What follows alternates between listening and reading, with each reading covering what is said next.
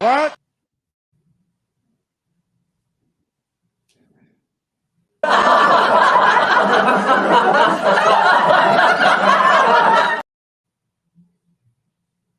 don't remember asking you a thing.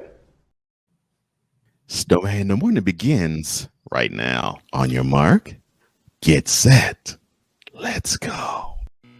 I can't do it. We'll do it live. Do it live! I'll write it and we'll do it live! Mister, will you please wake up? Montana looking, throwing in the end zone. Caught it! Right. Palmero over the head of Jenks. Uribe charges, throws, out! And the White Sox have won the World Series. And that'll do it. It's over. The Golden State Warriors return to a familiar place. They're on top of the NBA world. We're down to 2, now to 1. Here's Jordan. Yes! It's all over the Chicago Bulls. This is Snowman in the Morning. Hey, this promises to be fun. Oh, yeah! Welcome to another edition of Snowman in the Morning with Cole Johnson. I am one half of that duo, Cole to the Johnson. I am not joined by Snowman. No, I am joined by the hardest working content creator that I know, Daryl Salins, a.k.a. The Playmaker. Good morning, everybody, on this Wednesday, which you know what that means. That's right. And we will have that in hour number 2. All of the LeBron James news that you can handle, as it is Bron's Sexual Confession / LJPN Wednesday. By the way, he took an L last night. And we'll talk about that L in the second hour. And Snowman is supposed to join us in hour number 2. Of course, he couldn't miss Bron's Sexual Confession Wednesday, obviously. But we're going to take care of other business that doesn't deal with number 6 or the utter blasphemy. But I'm not going to go into it all now. But we are going to go into the whip around.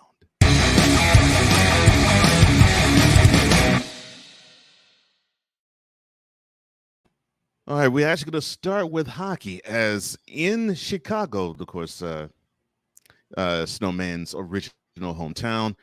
The Capitals star Alex Ovechkin did a thing last night. He became the third NHL player to reach 800 goals in a career. So he scored on his first 2 shots, and he beat the Blackhawks goaltender only 24 seconds into the game. And he broke Jaromir Jagr's NHL record with his 156 career game opening goal.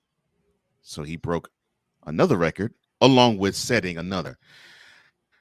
So the 37-year-old winger, now he is completing he completed his 29th career hat trick as well in the game.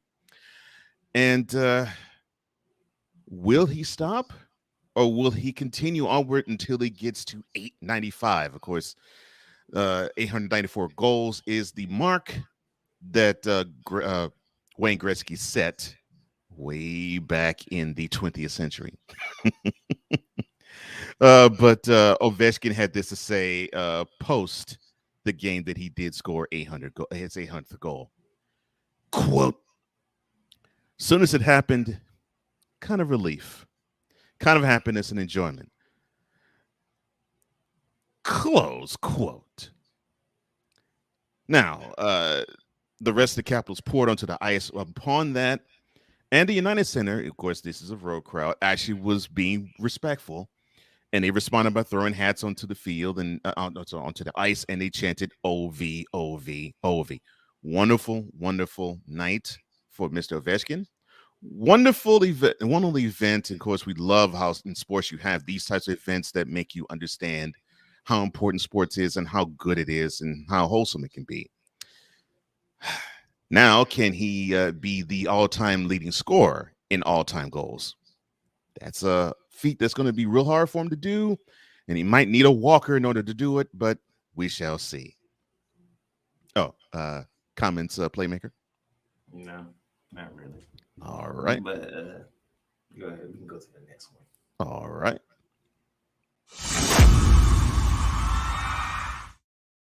Carlos Correa agrees to a 13-year, $350 million deal with the San Francisco Giants. Mm-hmm. Yes, he does. Now, the Giants were slated to be in the Aaron Judge sweepstakes, and of course, they failed at that. But they didn't reel him in; they reeled in Correa, and how can I put this? It's a good get for the Giants in terms of a splash. But if you're not going to surround Correa with more talent, it's going to be problematic for the Giants. You're going to have this big time price tag with this big time player who actually courts controversy with him. And of course, yes, he was the shortstop of the 2017 World Series champion Astros, who received the asterisks for cheating. Amazingly, the Yankees and Red Sox avoided that asterisk for the same thing, but I digress. I saw a Dodgers fan actually say, well, I guess he wants to be booed for life. I'm like, well, Correa doesn't give a crap if he's booed. He didn't give a crap if he was booed in Houston when he was wearing an Astros uniform. So him being booed by Dodgers fan, he's already accustomed to it. He's been booed by them since 2018 anyway. So it doesn't matter. But yeah, kudos to Correa. I'm glad that all parties won. Correa has his big time contract that he was not going to get in Houston because he was not going to get that. And the Astros actually probably have a better shortstop. And I'm not saying this out of sour grapes. I'm saying this actually out of just looking at the product on the field with Jeremy Pena winning the Golden Glove at the position, ALCS MVP and World Series MVP, which Mr. Correa did not do. So all parties win. I'm happy for that. Someone who is not happy is Tom Brady, and I can understand that. His team is 6-7 for the 2022 season. Of course, yes, the team that he plays on is the Tampa Bay Bucks. It's his third season there, but that's not the reason why he is being focused here. He actually wanted to give himself a pat on the back by saying that he's actually a good sport. Well, okay, understand this. So when that 35-7 butt whooping they took in Santa Clara, in that game, Brady threw an interception to linebacker Dre Greenlaw. So at the post game, after when both teams get into the field and they shake hands and give the congratulatories and attaboys, Greenlaw presented the game ball. Greenlaw considered the ball to Brady for him to sign. Now, of course, in that game, Brady threw a tirade and cursed out just about every buck that was in his wake, but he said that he was trying to be a good sport. Well, I guess I'll let him explain this. Quote, it was, for me, to be honest, it was complete, but I tried to be a gentleman. It was a great play he made. I'm happy he got the ball. I wish I didn't throw it, but I'm trying to be a good sport. Because a lot of times I'm not a good sport. I could be a pretty bad sport. In the moment, though, when they get me in the right frame of mind, I'm actually a good sport. Close quote. Something tells me that Giselle doesn't think you're a good sport at all. Oh, playmaker. That was low. That was low. Me? That was low. That was low. You didn't have to go that far. You could have kept her out of this. You could have kept her out of this, okay? Oh, I mean, hey, he said good sport. I was just covering all angles. He was a good sport. I have never heard anybody pick up a quarterback and like, hey, sign this ball for me, would you? Like, that takes some moxie to do that. Like, oh, you know what? I just picked out Tom Brady. I wonder if he's going to sign this ball for me. Mm-hmm. He actually signed it.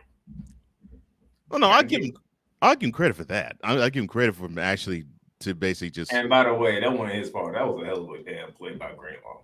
I mean, Greenlaw's look. I can rave about. I've said this on air, and I've said this outside the public. The best unit in football right now is the 49ers defense. So he's part of it. So yeah, that was a great play. I agree with you. That was a great play by Greenlaw. But yeah, and yeah, I admit. I mean, you're salty. Your team got whooped by 4 touchdowns, and your team looked lethargic on all sides of the ball. You were part of that lethargy, and yeah, it does take some modesty to ask, and it does take some generosity and some compulsion and some good sportsmanship to sign. So yes, I will tip my cap to Brady there. But man, the temper tantrum you tossed though. At least he admitted that he is a bad sport most of the time. He admitted that. Mm-hmm. Yeah, I know that Windows hates him. I know that much. And that's another thing. He admitted, okay? He said he's a bad sport. He admitted.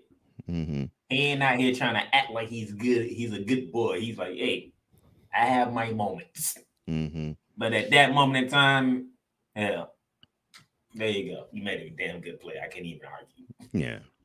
Well, I know Microsoft is not happy about Brady.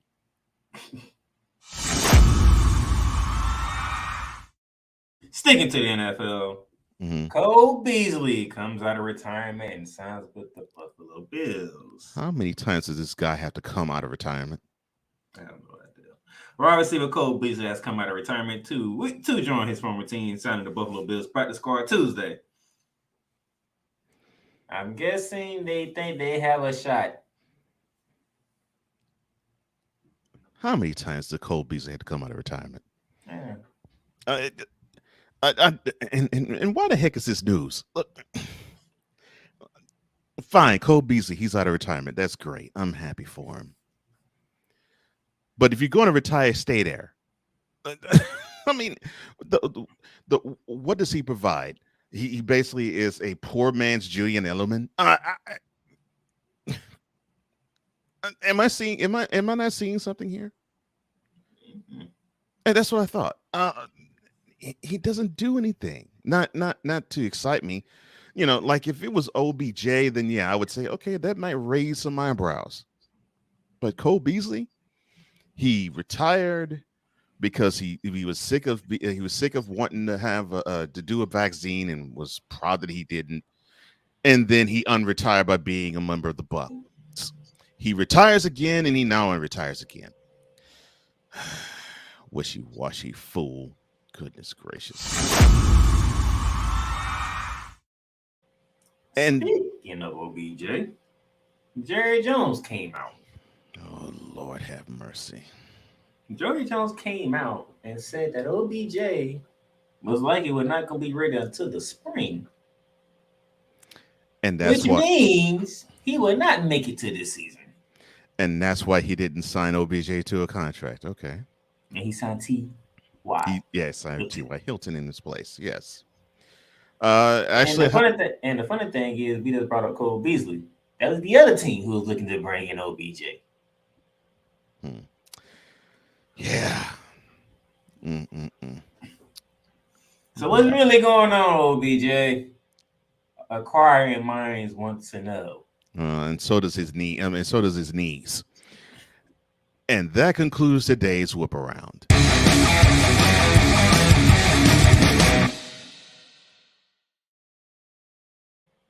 All right, before we take a break to the Fanatic Feedback Zone, we go. Victor Locke, good morning to you, sir. He says, good morning, Mr. Rod West. Unfortunately, that's going to be on the menu talking about the comment that we featured to begin the show at the Yo Kang Chicken Wings. He also says, Cole Sports are the playmaker in the house on this Chicken Wing Wednesday. He also tips the cap to Alex Ovechkin saying 800 goals. He also says, are we going to see someone hit 1,000? I don't think so. I would love to say that, but I don't think so. You would have to do like what Gretzky did, like come in the sport like it's 17, 18, and then last to about 45, 46, 47. I don't see that happening. But if you do, please let me know. Point that guy out to me. Score a ridiculous amount of goals per game. Yeah. I don't see it. I would love to, but I don't see it. Victor also says, one thing about us Blackhawks fans, we love good hockey no matter who's playing it.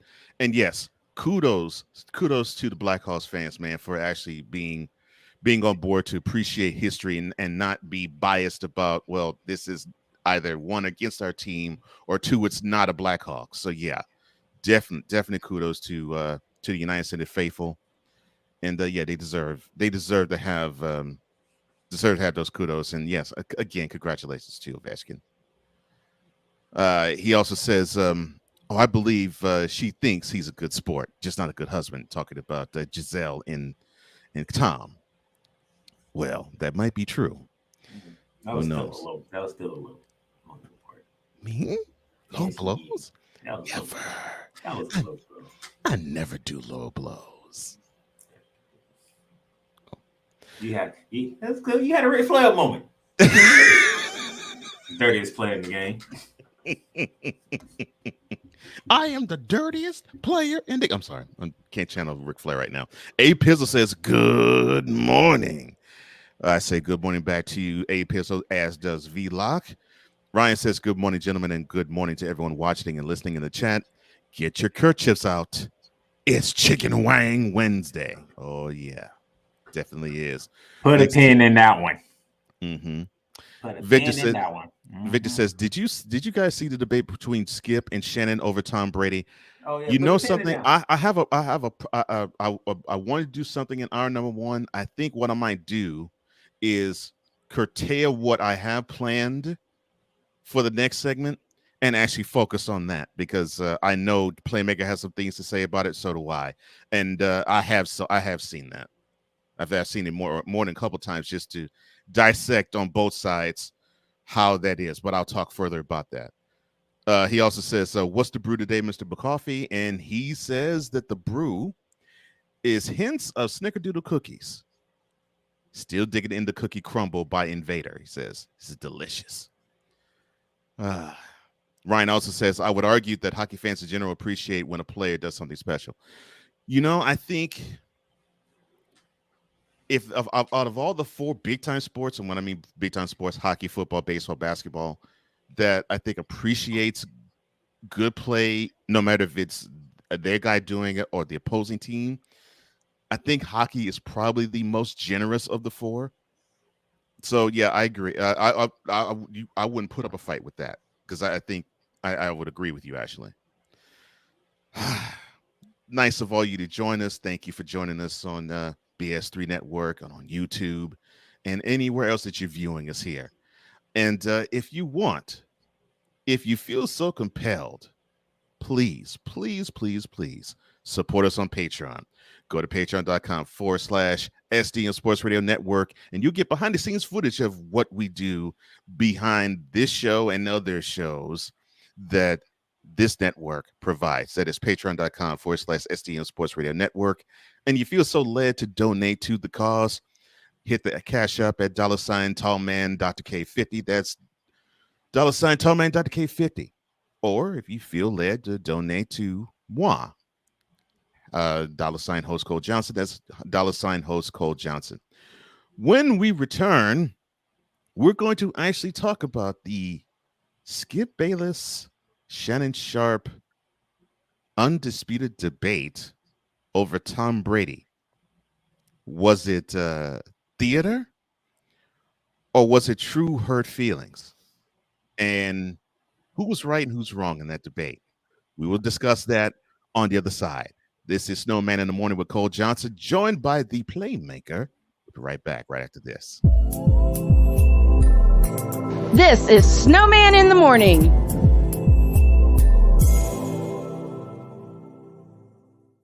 SeatGeek is the ticketing app for fans like Boomstick Lady. No free throw is safe from the roar of her sticks. SeatGeek helps her find a seat in the direct eye line of the shooter so she can sit where her boomsticks make the biggest boom. Everybody okay? SeatGeek handles the tickets to sports, concerts, and more, so fans can fan. Have you had a chance to visit the brand new Snowman in the Morning shop yet? You haven't? Then what are you waiting for? Go to our new web address, snowmaninthemorning.com/shop. That's snowmaninthemorning.com/shop. where you can shop for all kinds of items like a coffee mug, a t-shirt, a sweatshirt, a book bag, and everything else that you need to have the same outfits and the same gear that the crew has. And with each purchase, you will be helping the Snow Strong initiative. We got a lot to do in a short time to get there. Go to snowmaninthemorning.com/shop and get the same stuff that the crew has. And when you do that, tell them Snowman sent you. Thanks. This is a BS3 Network presentation. Politics. They'll write the law, but they'll enforce it differently. Is that going to apply both ways? Religion. God never said that we can't reason together. Matter of fact, he said, let us sit and reason together. Relationship. I believe that everybody wants and needs somebody. From a man's perspective. They say, girls, if I put some polish on that and get him to buy some different clothes, girl, he could be a winner chicken dinner. Join the thought engineer. There's nothing wrong with me developing my piece and you developing your piece, but understand the goal is to come together. And comedian John Yogi. Negro, I don't need you putting on no chapstick up there in the pulpit. You do that over there in your chair. Get ready for Talk Monday. Woo! Live every Monday at 7 p.m. Central.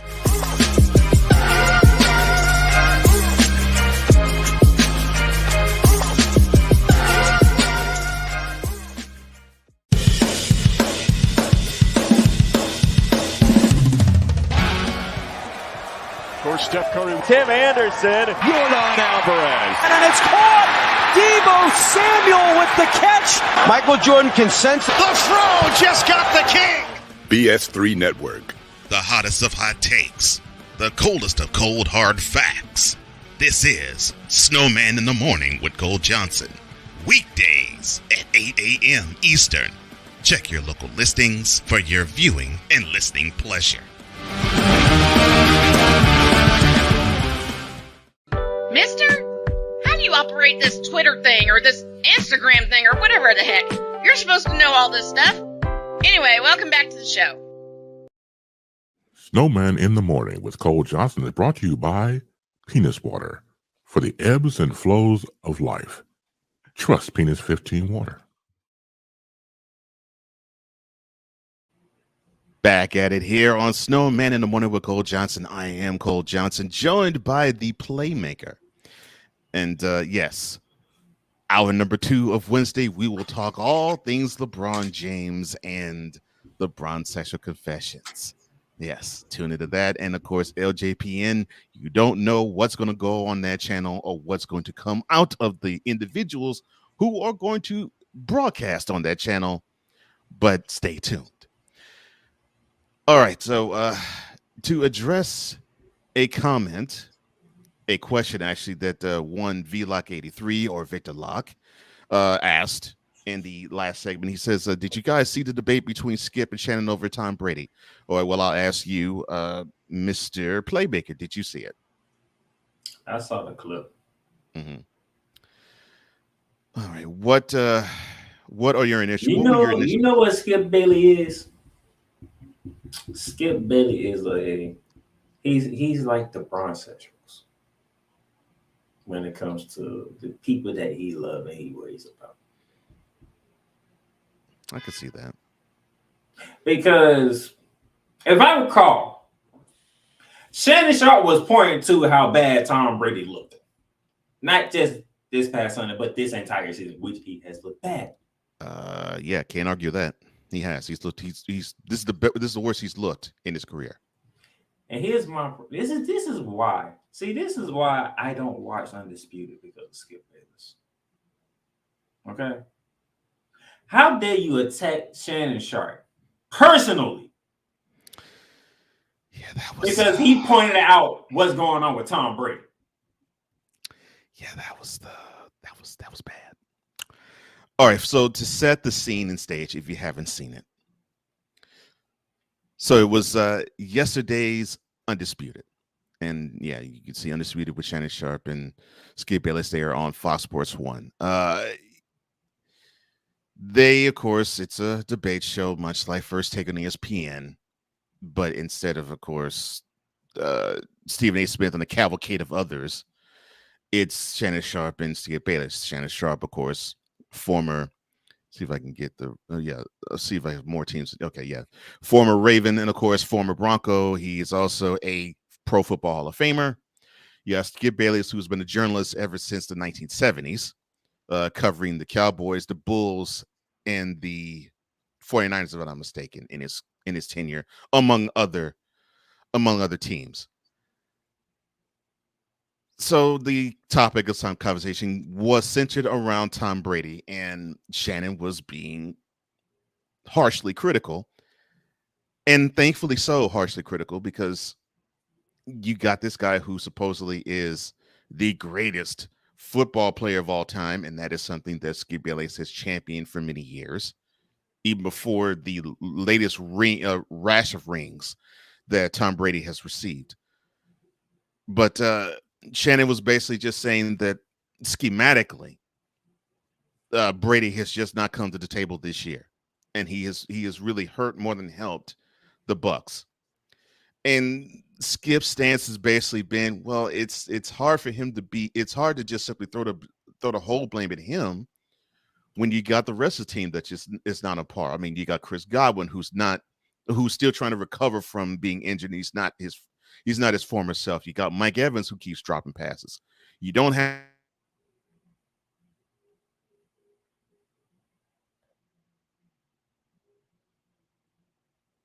All right, this like we lost Cole for a minute, but as Cole was saying, different things are happening with the Bucks. Like Mike Evans Brady and Evans is not on the same page, and it was evident when they played against the 49ers.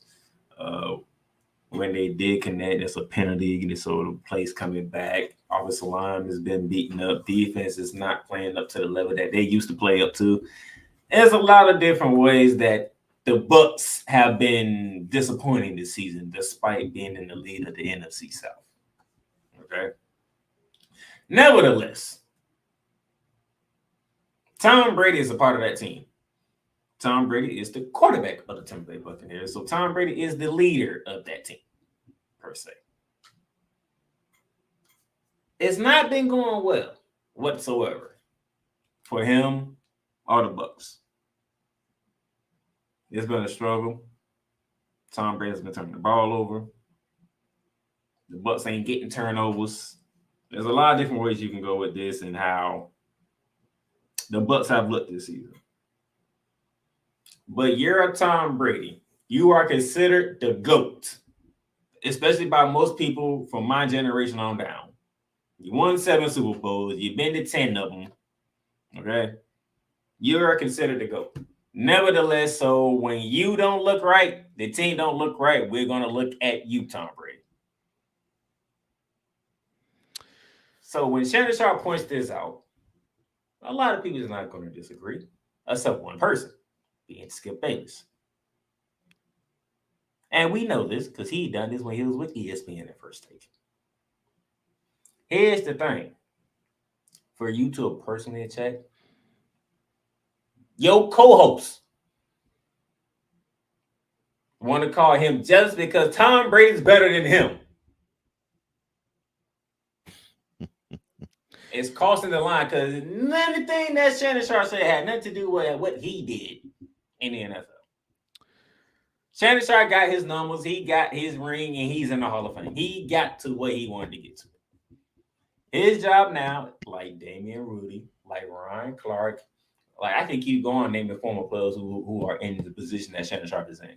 Their job is critique what they're seeing based on a professional assessment of the game they play.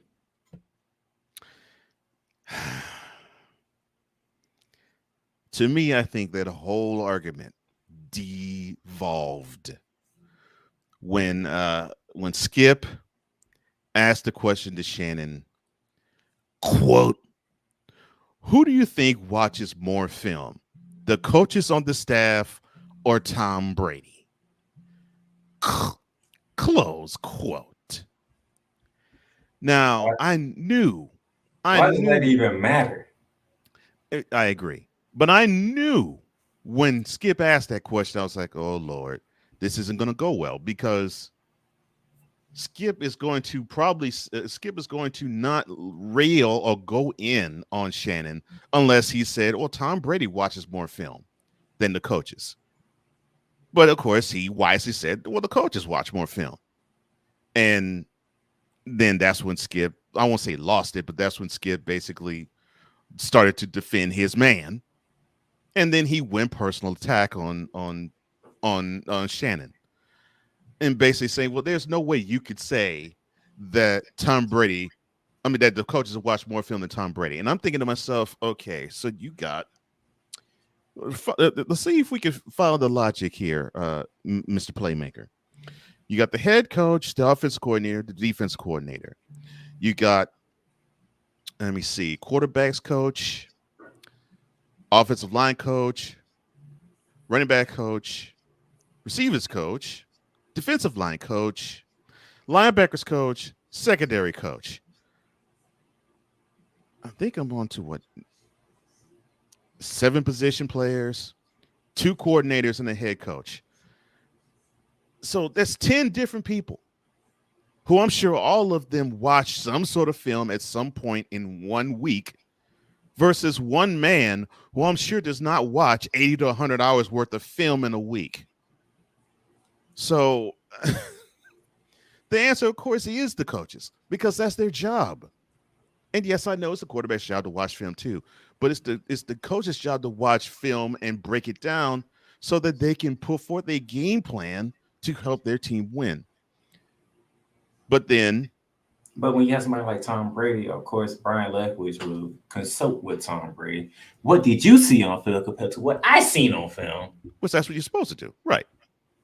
And we can build a game plan here. Right. See, this is why I watched First Take in Undisputed, because when it comes to Stephen A., what does Stephen A. says? I never played. I will refer to y'all. I defer to you all because you all have been in there, and that has been my issue with Skip all along, and not just with this topic, but with many others. Because remember, back on First Take, he took umbrage when Jalen Rose called out Skip Bayless on being basically a bench warmer, I think, as a basketball player in high school and not playing in college. Skip didn't really like that, but but the thing is, I've never played NFL football. I have played football, but I never played NFL football. So I don't know how coaches on the NFL level prepare for games. I don't know. So in that instance, being the journalist that I am, I would defer to someone who also happens to be a 3-time Super Bowl champion and a Hall of Famer. For Skip Bayless to say, quote, you were jealous that this guy is on the field at 45 when you hung it up at 35, close quote, is hitting below the belt. And then went after Shannon Sharpe, basically said, look, I'm in the Hall of Fame.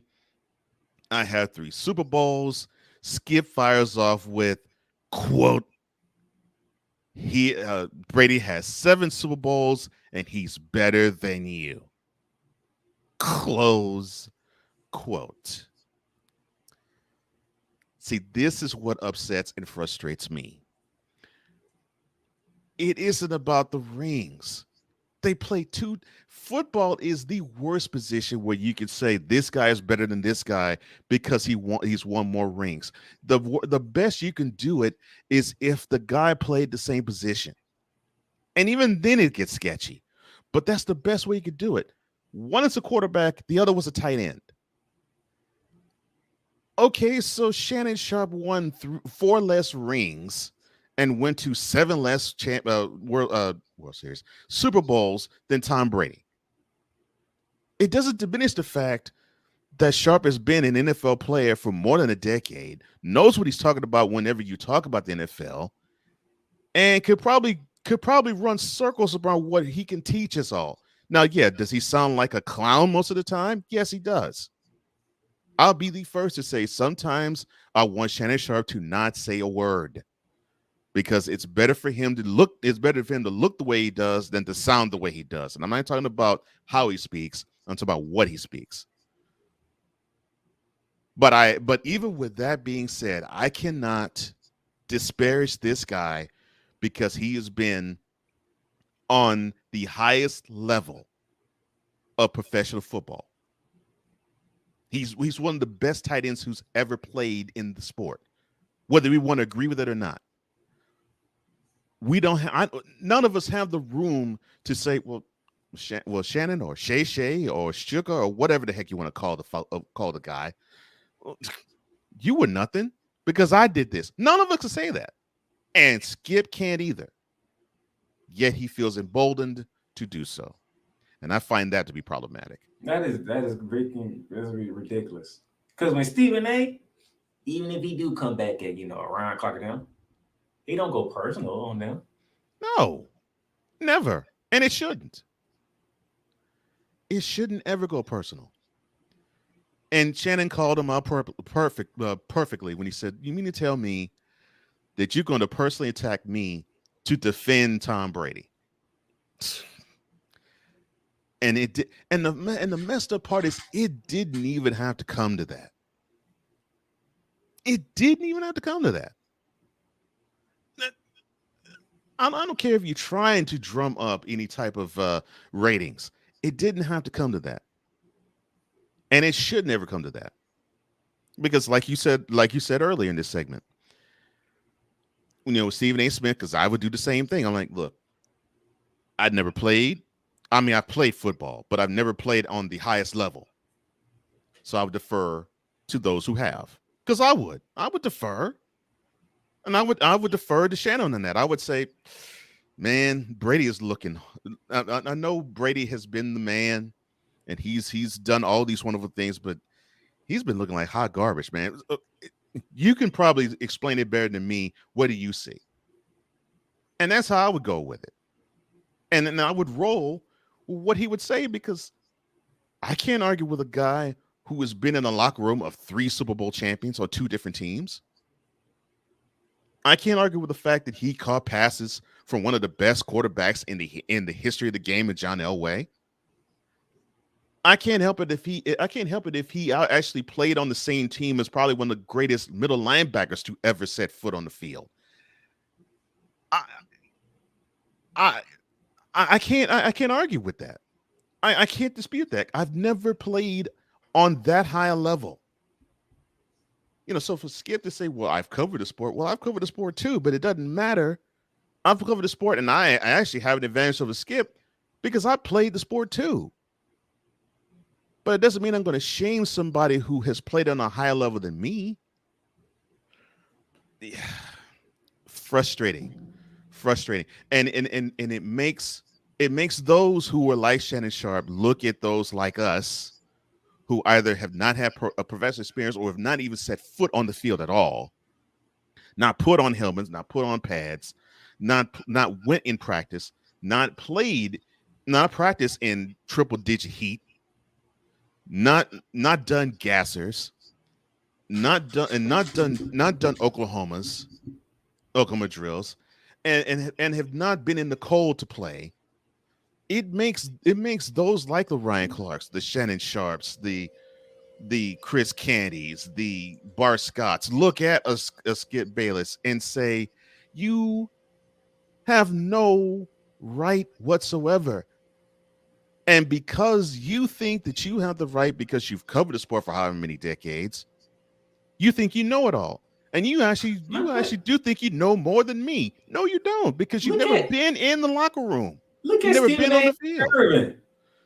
When Stephen A. goes at Mark Irvin, it's because he's trying to defend the Cowboys. He's looking at Mark Irvin. You're a 3-time Super Bowl champion. You know what it takes to get there. You know what it takes to win, yeah. Mm-hmm. This is not the Cowboys what they're doing. You know that. Mm-hmm. That's when Stephen A. attacks Mark Irvin. He's going back, hey, you were there. You reached the mountaintop. Mm-hmm. Multiple times. And you have seen and you've seen how the road has looked, because you also played on the worst team that was ever assembled as a Dallas Cowboy, and you saw how that looked. You saw it look when the Dallas Cowboy was the worst team in the league, And you saw a little with the Cowboys were the best team in the league, and that using Michael Irvin's phrase, the distance traveled was 4 years for him. So he got a chance to witness the rise and the build, and he got a chance to be at the mountaintop 3 or 4 years before the descent. Stephen A. uses Michael Irvin's past to show why he shouldn't be talking about the Cowboys the way he does. Yeah. But does he ever disparage Michael Irvin's football career? Never. No. That's why Michael Irvin loves coming on First Take Mondays. Yeah. Yeah. And I wouldn't either. I wouldn't disparage his career. I'd be like, dude, I rooted against you many times, not because I hate the Cowboys, but because you played my Oilers a few times. So I've had to root against you a few times. But you were a bad boy when you're on the field, man. Ooh. You were something else. And I would say the same thing. I'm like, because I've said the same thing on this show. I'm like, look, the takes that you come up with, man, I say to Cowboys fan often about you, get your mans. Get your mans. Your drunk uncle has fallen off the rocker yet again. I would say that to him. But I would also say to him, but I respect how you coming at it, because I think you're seeing probably some shades of your 1992 or 1993 or 1995 Cowboys teams. But I don't think you're seeing it in full totality, because if you did, I think your energy would be even different. But yeah, Stephen A. comes at Michael Irvin, and I would come at him similarly. Be more objective when it comes to when you talk about the Cowboys. Because remember, this guy, before the season began, said, Lord have mercy, I still can't believe he actually said this, quote, if the Cowboys clean up their penalties, they could be like the 1972 Miami Dolphins. Close quote. I would come at Michael Irvin too the same way. But I would never say, dude, you were garbage as a football player. I would never say to him, yeah, you were great, but man, you had a good career, but you know what? Jerry Rice is better. Jerry Rice is better than you. That's low. And that doesn't belong. And that's the issue that I have with Skip Bayless in terms of defending his Tom Brady stance to Shannon Sharpe. Shannon Sharpe's professional career had nothing to do with the conversation that they were supposed to have. Nothing. All because Skip took umbrage to the fact that he was saying that Tom Brady has played like absolute hot garbage this year, which Tom Brady has played like absolute garbage for most of this year, save for a comeback on Monday night and against the Saints and a comeback against the Rams. He was hot garbage in both of them games. and he was garbage for most of both of those games. And he was opening Sunday night in the first Saints victory, in the Superdome. He's played horrible this year. Just like Evans, just like Godwin, just like David, just like Winfield. It doesn't matter which buck you pick on either side of the field. The team has played horrible, and Brady is amongst them. Ain't this a saying that the quarterbacks give praises to the team for good job winning, and they take blame for losing? Yeah, the saying normally is they receive too much of the blame when they lose and too much of the credit when they win. Yeah. Tom Brady's part of the reason why the Bucs look the way that they are. Yeah. So, with that astute analysis, it should not have had Skip Bayless come back and say, well, Tom Brady's better than you. What point does that have to do with 2022 Tom Brady has been hot garbage?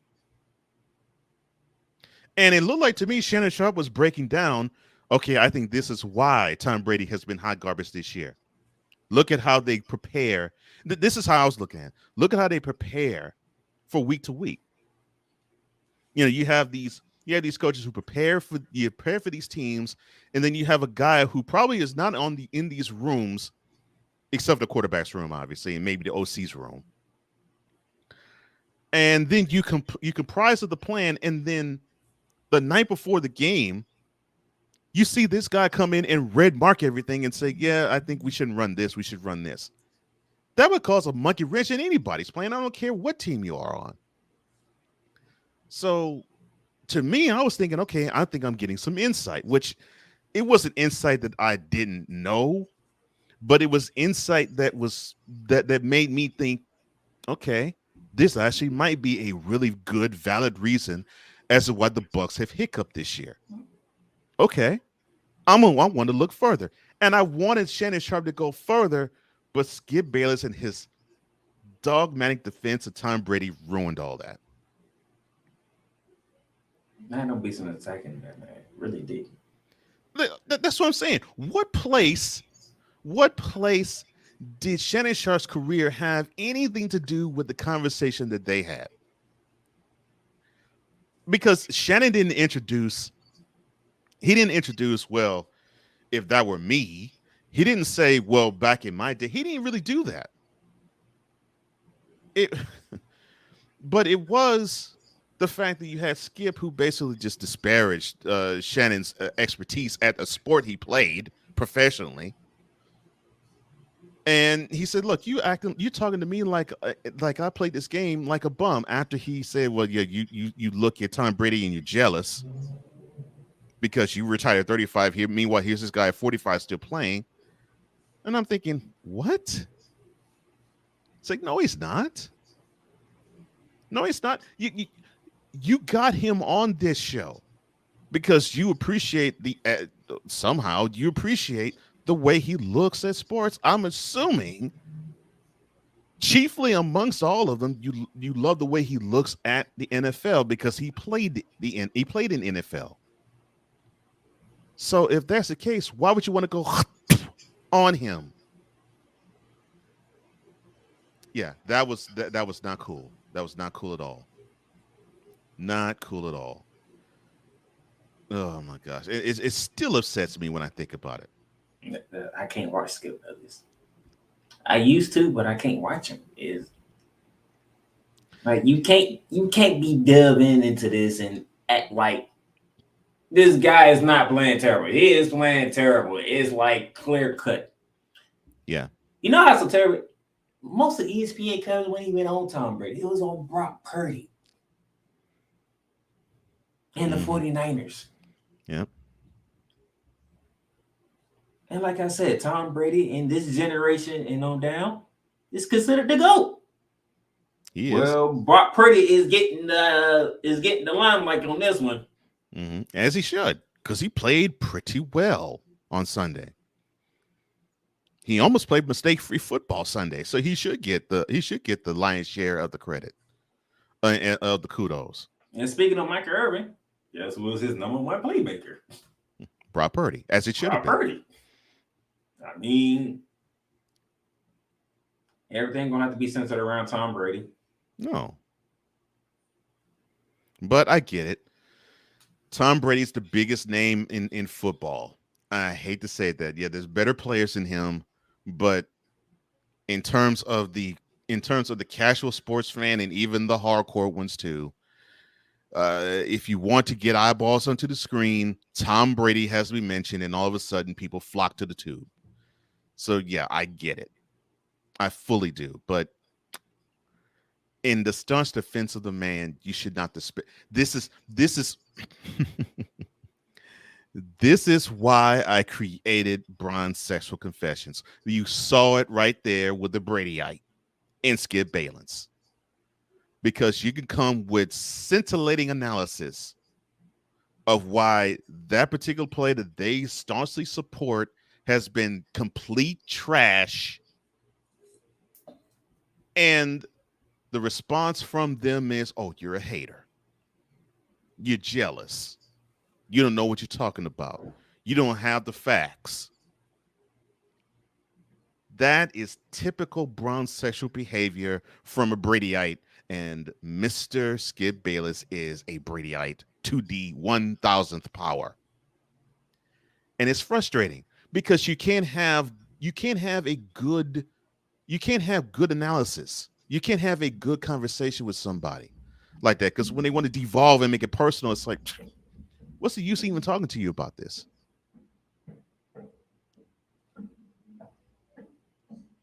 Tom Brady sucks. Well, so do you.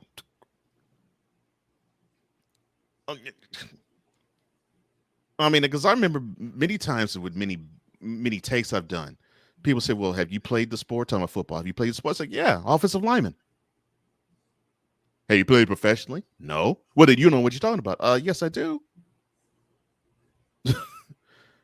Now, I'll defer to a professional if you are, and I know you're not.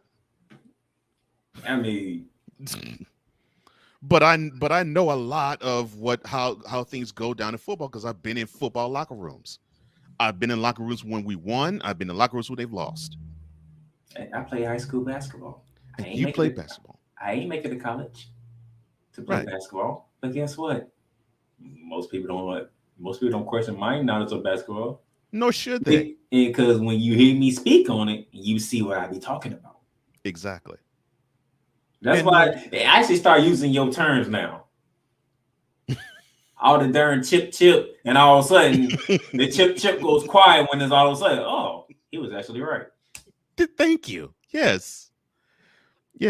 There is complete merit to all this.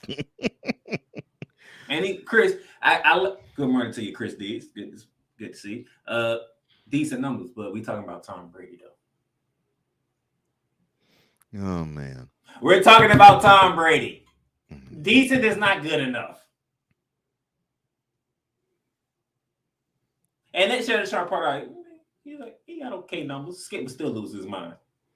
Yeah. All right. Yeah, it's okay. But it's not Brady like numbers. Mm-hmm. Yeah. I agree.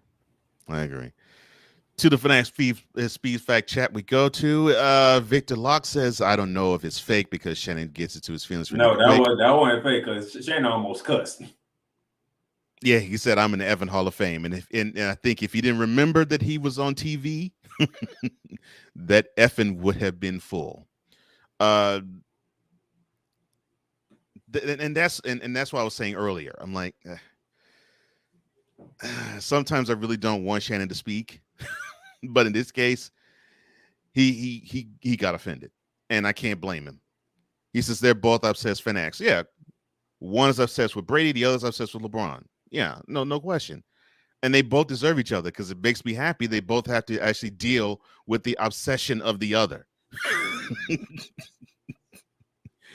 He says, I don't watch either Undisputed or First Take. I watch Snowman in the Morning with Cole Johnson. That's what I'm talking about. Victor Locke in the house. You can do both. You can watch this, and as soon as this goes, you can go turn in the First Take because I do it every time. Victor Locke in the house. Love you, brother. Ryan says, I wonder if they're auditioning for the WWE, seeing how Fox holds the rights of SmackDown. Hey. Leave my SmackDown alone, Ryan McCarthy. I'm enjoying my SmackDown. I don't need no media people trying to get in the goddamn ring. Yeah. Well, you might have a point, but no, they I think they try to think that they're above the wrestling fray. So I think they wouldn't want to be auditioning for that. Victor says you can tell that Skip doesn't really have the same respect he had for Stephen A. That's true, because I don't think Skip took that low of a shot at him. I don't think he did. Because I'm trying to recall if he ever did. They've argued, but I don't think Skip ever went that low of a blow at him. He also says Ryan Hollins does it. Nick Wrong does it. Nick Wright, of course. It's just a childish act by childish actors, and that is why I don't understand that. I'm like, you revert to these attacks. Why? So you mean to tell me the stuff that you study is not strong enough? Well, then bolster your study. Bolster your research. Get better. Get stronger. Skip shouldn't have to. Skip usually come prepared with the numbers. I agree.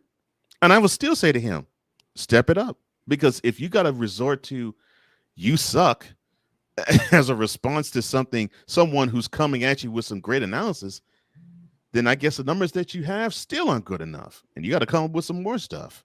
But it's sad that that's the case. Victor says Skip should have just said. I mean, Skip could have just said, "Yeah, Tom looks bad, but one bad season doesn't define a career." It could be a weak argument, but at least you're not taking a low shot. Yeah, and I would ride with that. Yeah, it's a weak argument, but you know what? It's a true one. Because one year doesn't really make a career, especially with a guy whose career is 22 years long. Definitely. I mean, nobody talks about Michael Jordan his last season. No. Hey, it was his last season. It is what it is. But hey, MJ's that man. Well, Bron Sessions talk about his last season because they want to say, well, he didn't make the playoffs. Yeah, that's because they real argument that they had, we done crushed it, so they got to find somewhere else to go. True. Which means they're running out of options. Oh, they're gonna run out of even more options. Victor says Michael Irvin sees what the Cowboys could be rather than what they actually are. That's a good point. He still at times sound like the drunk uncle, and it's like, dude, come on. I get you happy about your Cowboys, but man, they ain't as good as you think. Please, they're good, but they're not as good as you think. Fifth Down Sports Show, aka Chris Dietz, who will join us tomorrow at the bottom of our number one with Totally Dietz. He says Michael Irvin still thinks Miami can win a national championship, which is true. He will always shield for his teams, which is true.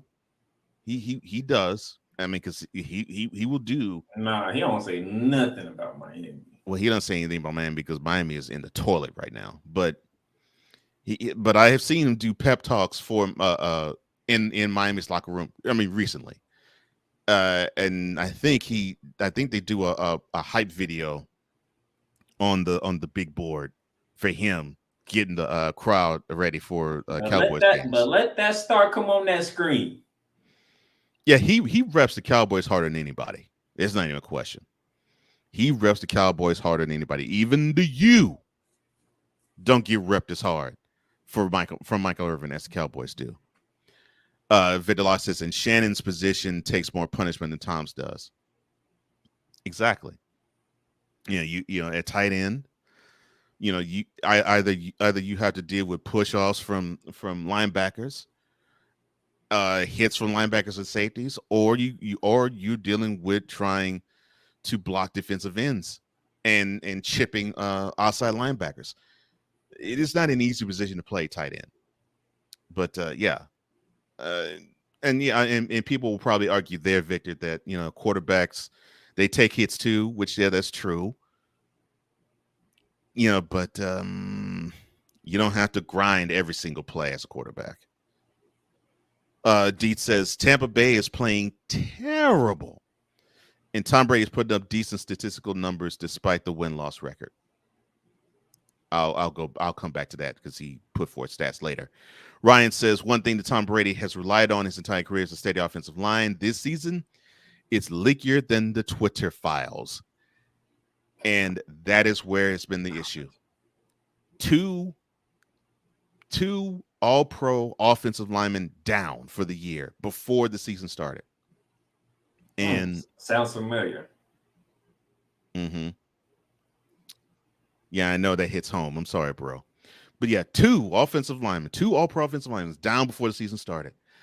And you have a rotating offensive line, patchwork offensive line, and more injuries on that offensive line. And yeah, you're going to get more of the performances you've gotten from Tom Brady this year. And yes, even with that, he's completed 65% of his passes for 3,500 yards, 70 touchdowns, and 5 picks.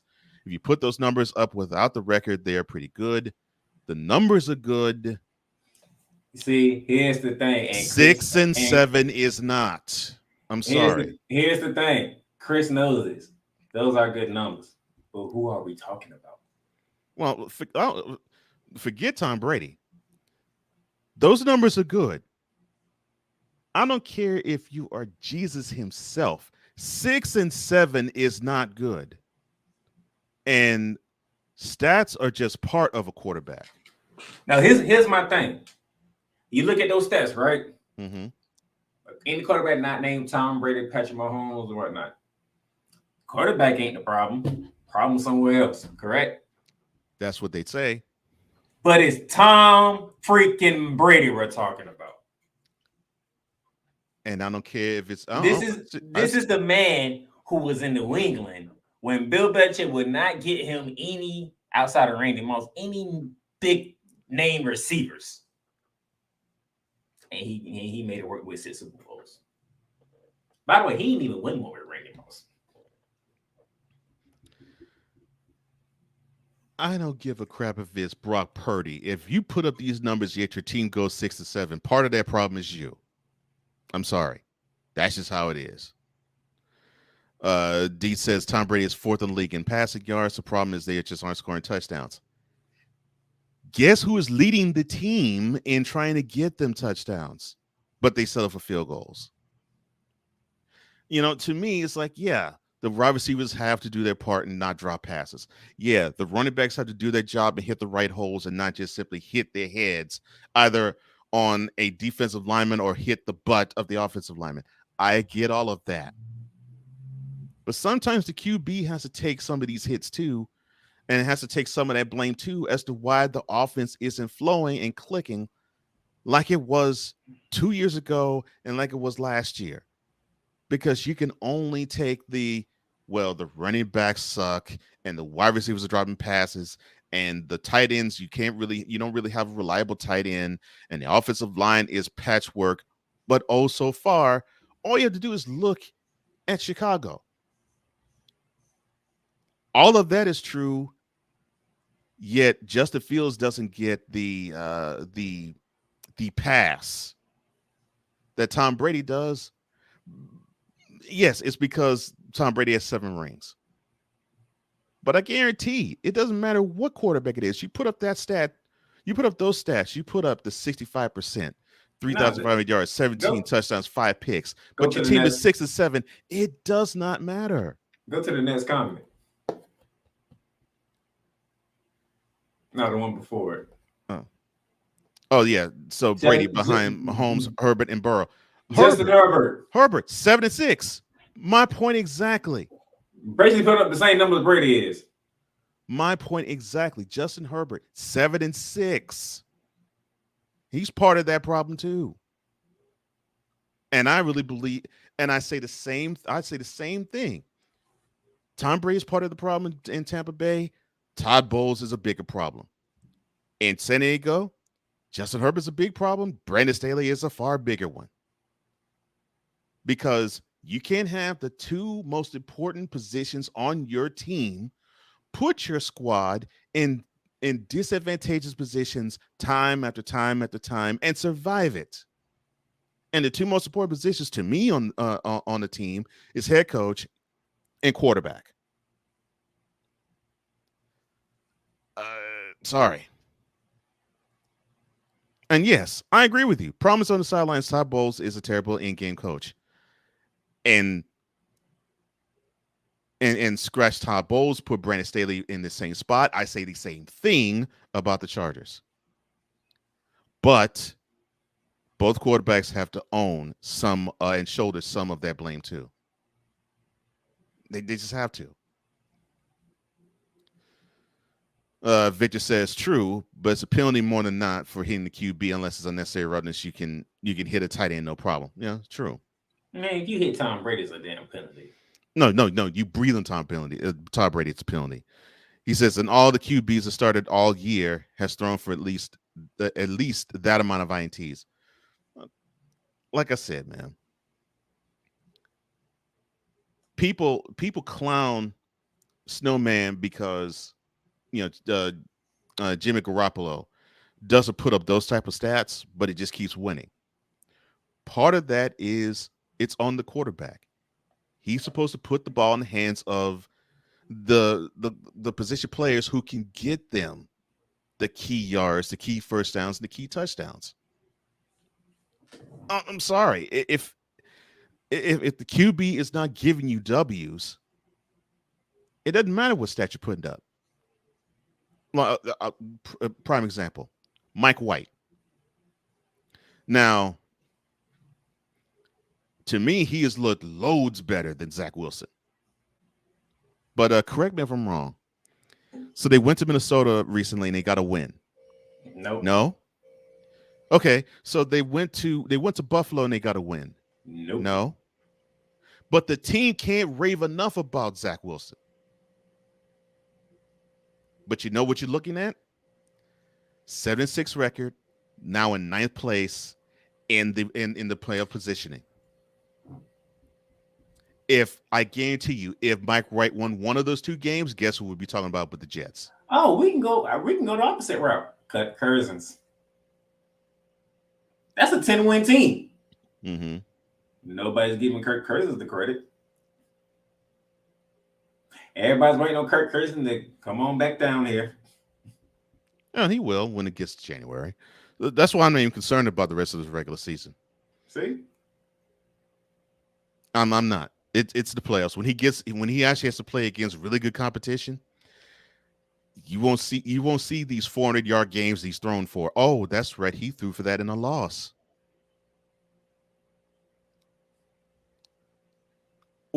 He had a wonderful game Sunday. Wonderful game Sunday. Over 400 yards. I think he did complete 2 of 3 passes. 2 every 3 passes. That was not a wonderful game. No. I'm talking about just statistically. Statistically, I know it's just statistically. Wonderful game.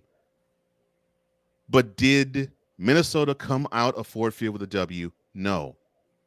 And that's what truly matters. If you watch that game, you wouldn't even know he threw for that many yards. That's how bad it looked. So yeah, I mean, look, yes, I know Justin Fields gets rightfully ripped because he has half the passing yards of Brady and 13 touchdowns, 10 interceptions. Yeah, and he also almost has run for 1,000 yards. Man, he also don't have the weapons Tom Brady has either. And even though the Bucs do have offensive line problems, they are not 500-pound mannequins like they are in Chicago. Where it is so bad there. They actually call at least 10 run plays for Justin Fields. At least that many. And they roll the pocket half of those 10 times. And it's like they have quarterbacks. They design quarterback sweeps off of shotgun for him. That's how bad it is in Chicago. But in my estimation, if you were to have any QB line up under center with the Bucs, and he puts up the same stats as Tom Brady, it could be Joe Burrow, it could be Josh Allen, it could even be Patrick Mahomes, but they're 6 and 7. Guess what they'll be looking at first? Well, what's wrong with the quarterback position? No matter if your offense is last in rushing, no matter if your wide receivers are dropping passes, no matter if you don't have a crutch for a tight end, and no matter if you have a revolving door for offensive linemen, they're going to look at the QB and the head coach first. What's wrong with the coach and what's wrong with the quarterback? All right, let me do this now. Hour number 2.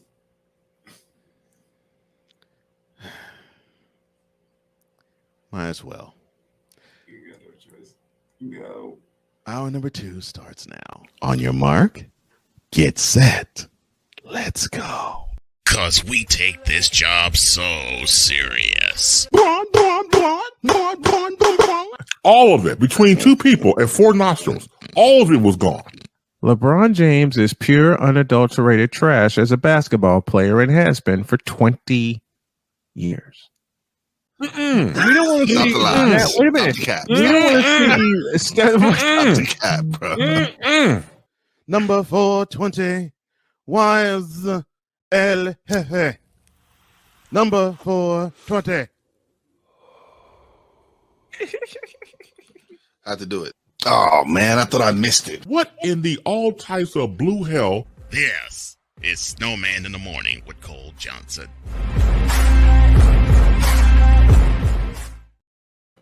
Hour number 2 of Snowman in the Morning with Cole Johnson begins now, and I guess we're going to be having conversations with LeBron sexuals being revealed in front of all of you. Now, Playmaker. Woosah. Woosah. Woosah. Good grace. All right. First and foremost, to begin this off, we had a high school national televised game. Oh, before you begin, sir, let me do this properly.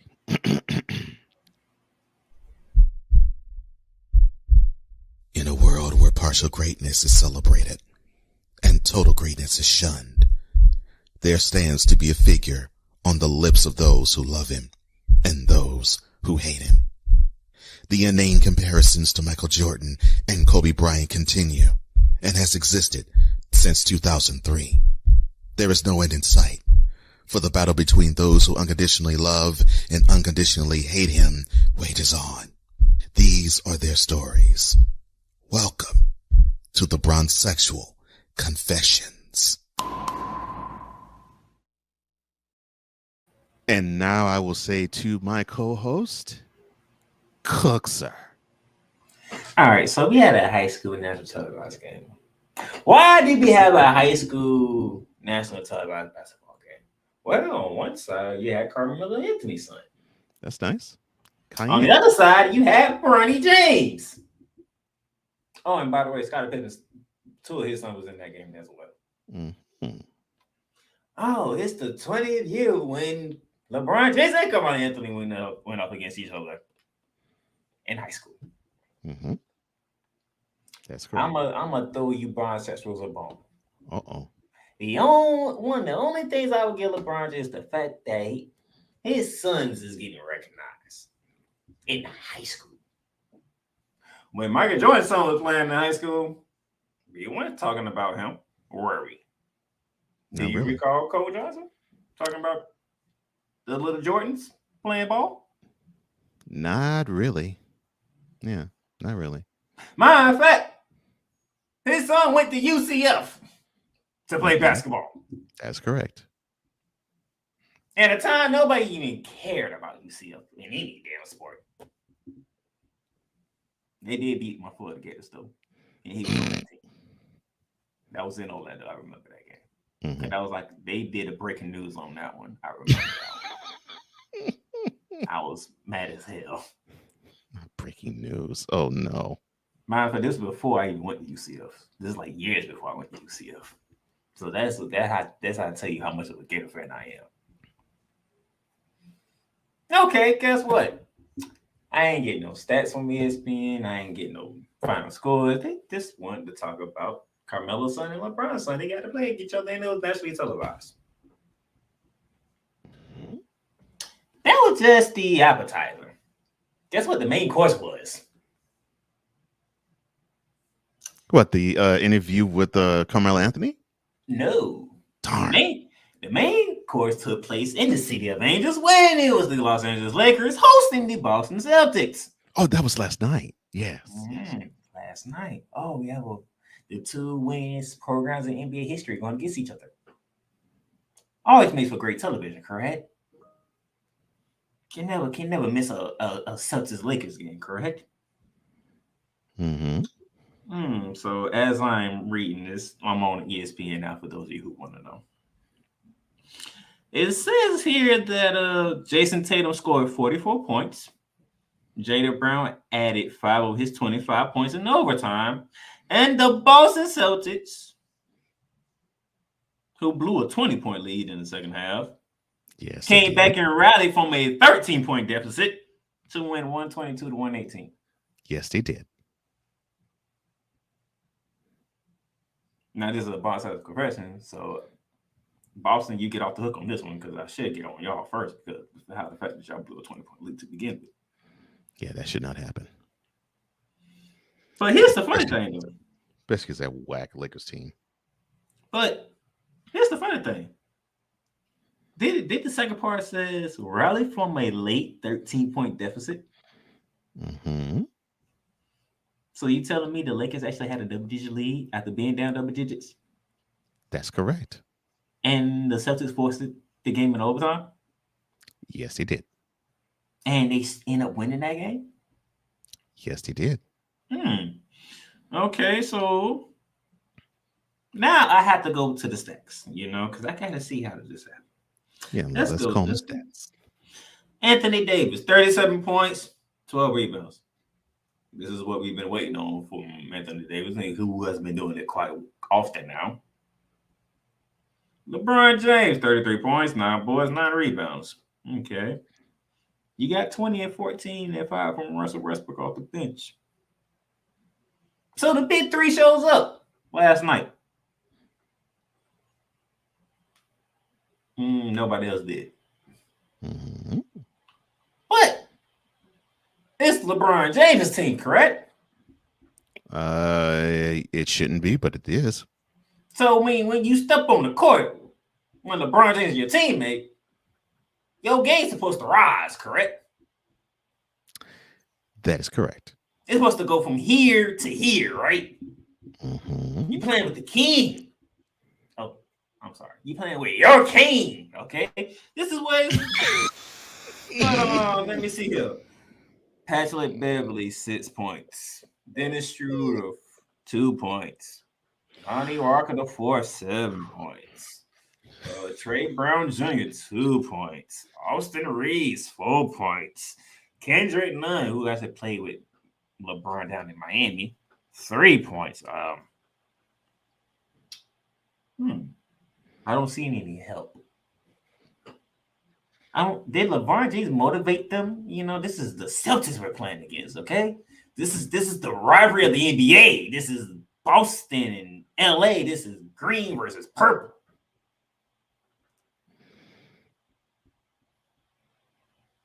No. Let me get my stats, dog. No. Nobody joined the party for the Lakers outside of the 33.99. That's all that matters. That's all that matters. Oh yeah, by the way, hold on. I forgot. LeBron, congratulations. You passed Magic Johnson on his. Congratulations. Or should I say Magic Jensen? Okay. Congratulations. Also congratulations because you're within like 800 points of Carissa Adela-Jabella.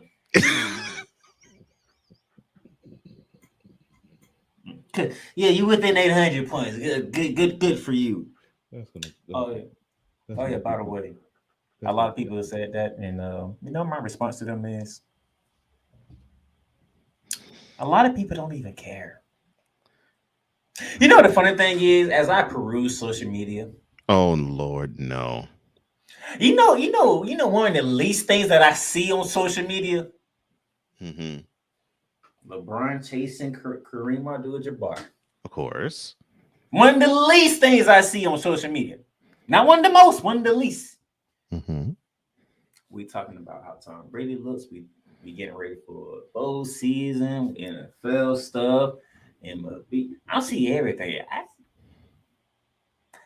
don't even see Lakers posts. And I follow quite a bit of basketball fans on Facebook and social media. I mean, a lot of basketball groups as well. Not a lot is being talked about LeBron James. You know what that tells me? Yeah, who cares? By the way, who is the winningest head coach in the NBA? Winningest head coach in the NBA. Wait, Phil Jackson? No. Greg Popovich? Greg Popovich. Yeah. And when he broke the record, it was a lot of Pop, great job, you did it. It wasn't a lot of media coverage, a lot of social media coverage on Pop breaking the record. Yeah, you broke the record, but you're having a losing season. The Spurs is not the Spurs. I hate to break this to you, Brown says. What you think is gonna happen when LeBron James actually breaks Kareem Abdul-Jabbar's record? Hey, LeBron James, the greatest scorer of all time. Hey, but the Lakers are under 500. The Lakers are on the 500. I mean, if he do it at Madison Square Garden, we might be having a different conversation because it seems like everything gets broken at Madison Square Garden nowadays. Just ask Stephen Curry last season when he broke the all-time 3-point record. Oh, by the way, they was actually winning though. Correct. Mm-hmm. They was actually winning though. It's interesting. It's just interesting to me that they want to put everything on LeBron James, but yet what Bron sexually failed to realize that even though basketball can be considered an individual sport at times, at the end of the day, what is basketball really? It is a team. It's a team sport. It's a team sport, not an I sport, a team sport. Mm-hmm. And as of right now, the Lakers are literally like last in their division. And they're what? 12th in the West. Yeah. Yeah, 12th in the West. They have been 5-5 in their last 5 games. So, the simple thing that we just did when we talked about Tom Brady, nice stats, nice statistics, correct? But what's the record for the Tampa Bay Buccaneers again? It is 6-7. 6-7. So LeBron James, okay. Hey, LeBron James doing LeBron James things pretty much the same way, correct? Okay. But what is the Lakers record? That is 11 and 16. 11 and 16. And you got a big win against the Bucks. A very big win because Anthony Davis outdid Giannis. And I'm pretty sure that was a game that Cole was looking for. You're going against one of the guys who was considered the best player in the NBA until this day and age. You are Anthony Davis. Mm-hmm.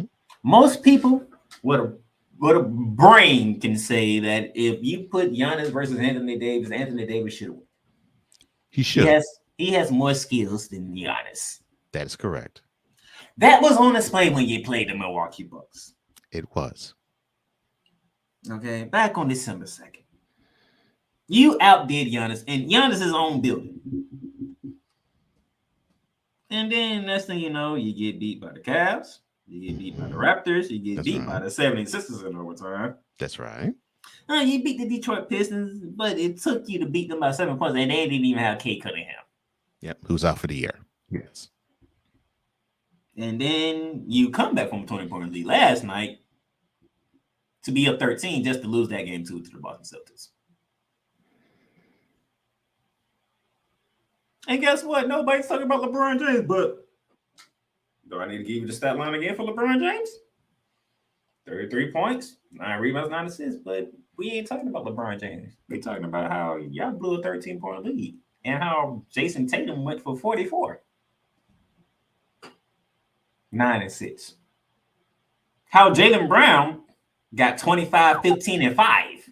44, 9, and 6. Dog, come on.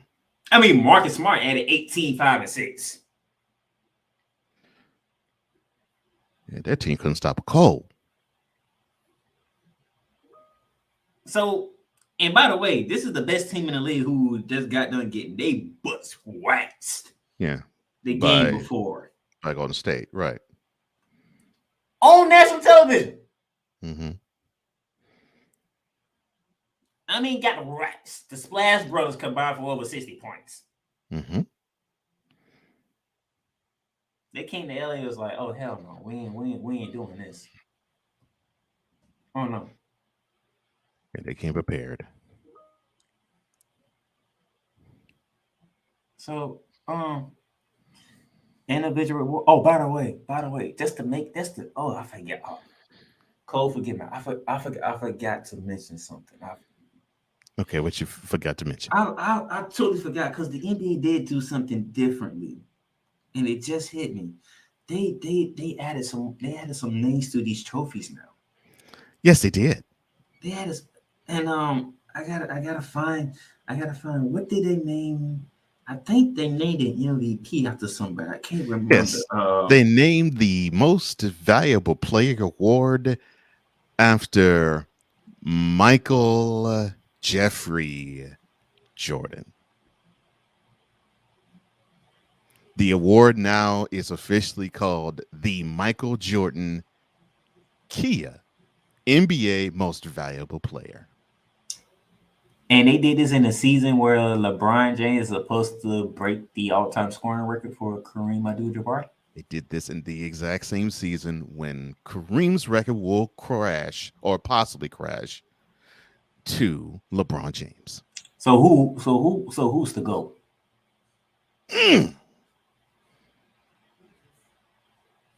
The most coveted award for an individual is named after Michael Jeffrey Jordan. In a year that everybody's claiming for LeBron James to break the all-time points record. And guess what? I don't give a damn what Ray has to say. The NBA themselves told you who they think the GOAT is. The only league simply told you who the GOAT is. Because if Jordan wasn't the GOAT, why would you name the most important individual award after him? See, this ain't like the NFL. The MVP award is not the most valuable award, individual award in the NFL. No. That would be the Walter Payton Man of the Year. That is the most important award to an NFL player. Whoever wins MVP, good job for you. Good luck. For the NBA, it is the MVP award. And Jeffrey Jordan, his name is on there. Mm-hmm. By the way, one of the main talking points that Snowman likes to bring up is the defensive player of the year, right? That's right. Does LeBron James have any one of those? LeBron James has 0. But guess who this award is named after? It is named after Hakeem Abdul-Olajuwon. Okay. LeBron James did win Rookie of the Year, right? He did win Rookie of the Year, yes, sir. Why the Rookie of the Year trophy ain't named after him? That's a really good question. It ain't, but that's a really good question. They named it after Wilt Chamberlain. Mm-hmm. Yes, they did.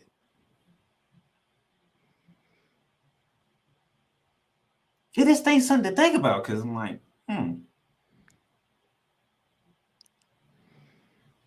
It's like interesting how this has happened mm-hmm.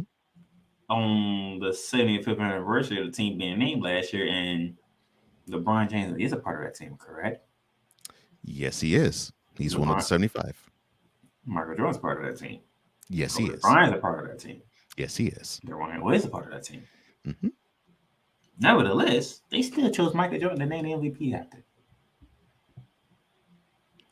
Of all the players that have played in the game in the 75-year history,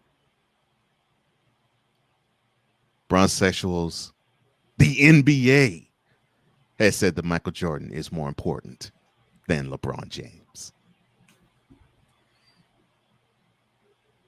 If you want to be like Skip Bayless and try to personally attack me, go for it. I already shut y'all up multiple times already. I already threw statistics at you that you couldn't even argue. And what make it even worse, you can't even say much because the Lakers are all under 500. Yeah. But your king is supposed to be chasing championships. Okay. But I'm the one that y'all will say is doing the other blasphemy out here. Oh, Lord have mercy. My man's going off.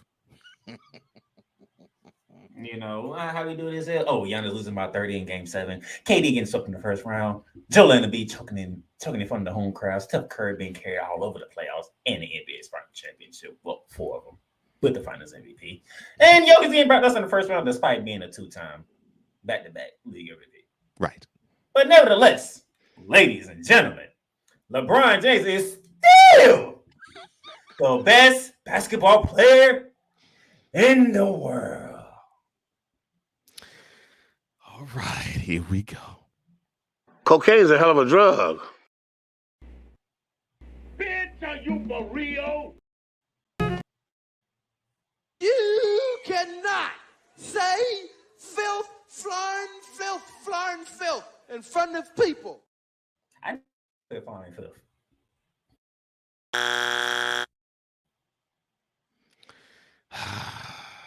Bitch, please.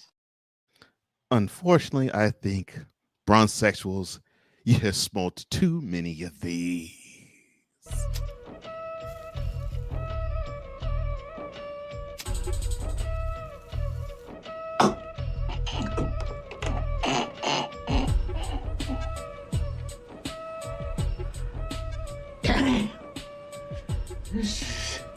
So good. So you know what y'all can do for me, bronzesexuals. You know what y'all can do for me. Wait till the new year, okay? Because when the new year gets here, you would have played the Denver Nuggets, the Washington Wizards, the Phoenix Suns, the Sacramento Kings, the Charlotte Hornets, the Denver Mavericks, the Miami Heat, and my Orlando Magic. Get to above 500, and then we can have a conversation, a real true conversation here about your king and what he's trying to achieve. Because I can tell you this right now. Fans, no matter what sport it is, they can care less about individual achievement if the team ain't winning. Yep. That's correct. LeBron James going for a scoring title? Great. But you're on the 500. Nobody cares. Get out my face, you thirsty apples. My man. That's what I'm talking about. Roast them. In a world where logic and sense flies completely out the window, while purple and yellow glasses are donned, rises a figure who encourages ridiculous, undying loyalty. Good Lord, I'm about to throw up. This has been yet another installment of The Bronzesexual Confessions. Ladies and gentlemen, give it up for a rousing, sensational Bronzesexual Confessions, the Playmaker. Hey, you know the bad part is that wasn't even playing. So just imagine when I do come with the planned one. Oh, I know that wasn't planned. That's the thing. I know everybody in the chat. I know anybody else we invite here, or Brian or me. We could probably just go off the top of the dome and just eradicate everything that these bronzesexuals will come up with, no matter what it is, and just tear it to shreds. But yes, prepared, it'd be even more so. But yeah, don't have to. Thank you, Victor. To the Fanatic Feedback Zone. Deed says, look, when you turn the ball over, that's on the QB. The rest is out of the control of the QB. If Brady had double-digit picks, I could blame Brady, but he has half of that. The team is awful. I will submit to you Deshaun Watson 2020. Threw for almost 5,000 yards, 26 touchdowns, 7 picks. Pretty good season. Oh, he threw over 70% of his passes. Completed over 70% of his passes that year. 4-12 is what the Texans ended up finishing. Gary Jackson, it's a pleasure to have you, my man. I'm glad you're here. New fan here. Love the show so far. Thank you for joining us, man. Thank you for joining us. Totally appreciate it, man. And I'm with Ryan here. He says, man, respect and welcome to the chat. And yes, you're gonna love the chat too, because they love those who know football, know sports, and are knowledgeable with it. So you're going to have fun being part of the family, my man. Congrats and welcome aboard. Ryan also says, I made the bold prediction on last night's NCR live stream that the Jaguars and the Panthers could win their divisions. What a time to be alive. And you know what's so messed up? They both can. That is what's really messed up. They both can win their respective South divisions. Scary to think. Scary. Hall TV says LeBron James is the GOAT. I think Samuel Jackson got some words for you.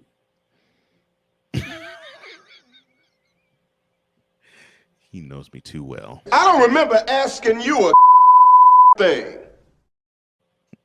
But you know I love you, Hawk. You know I love you, brother.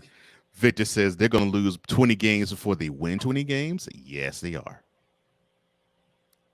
Easily win. I mean, easily lose 20 before they win 20. Victor says, but isn't LeBron a defensive powerhouse? Oh. Another selection from the Wonder Bread Choir entitled Somebody Has Lost Their Marble.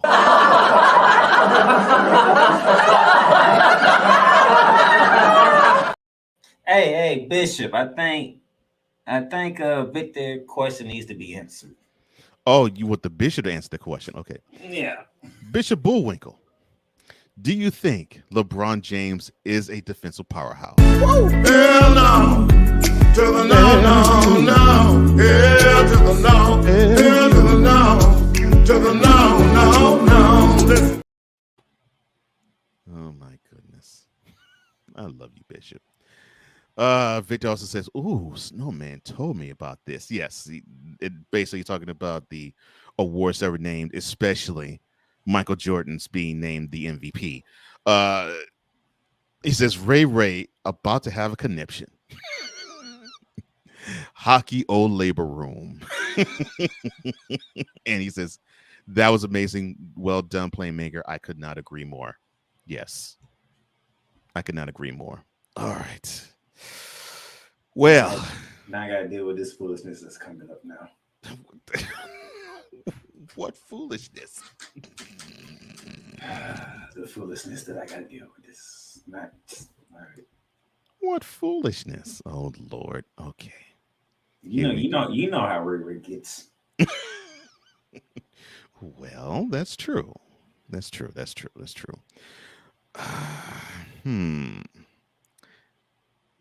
Let me see. Well, before I do go further, I really have to thank you guys for doing this fun, because it's been something that I never thought would take off the way it has. And I say that from the standpoint of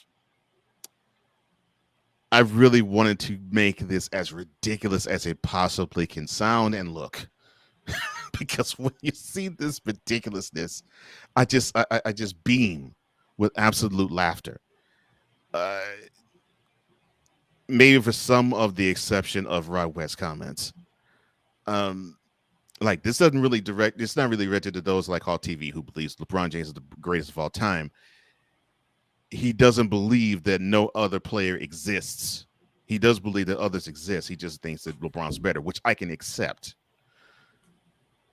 But I always wanted to channel how ridiculous it looked to have anybody who were to be all LeBron James's train and just crap on everybody else. Just destroy the history of the game and just simply have the thought process of, well, it doesn't really matter. All that matters is what has transpired from 2003 on to now. And that's what matters. Forget what's transpired before that, because look, we had milkmen and mailmen and electricians and plumbers play. Ooh. JJ Redick. Yes. Yeah. Enter JJ Redick saying that about Bob Cousy, I think. And Cousy coming firing shots back at him, which I was proud of Bob for doing that. I was like, man, please fire back at this guy. Because it's upsetting to me. It's upsetting to me that they're that disrespectful. but disrespectful they are. Well, all right, here we go. Victor Law says, and now for my favorite segment of the week. And Ryan says, we want pom-pom waivers, no haters. All right, here we go. You all asked for it. I can't believe I'm about to go here. But go here I shall. Go here I will.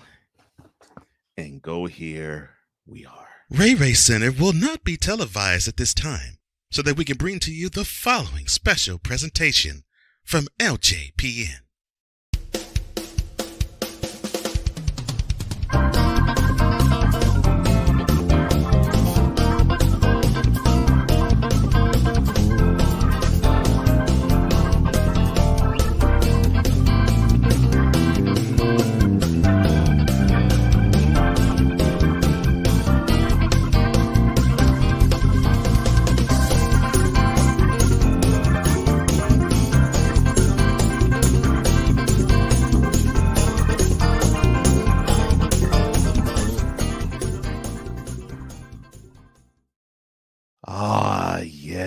Yes. Welcome, everybody, to the 65th Street Tabernacle Apostolic Pentecostal Methodist Catholic Baptist Church. And I am your man. I am the man at the pulpit. I am the Right Reverend Dr. Cardinal Bishop Pastor Deacon Winston Aloysius Jenkins.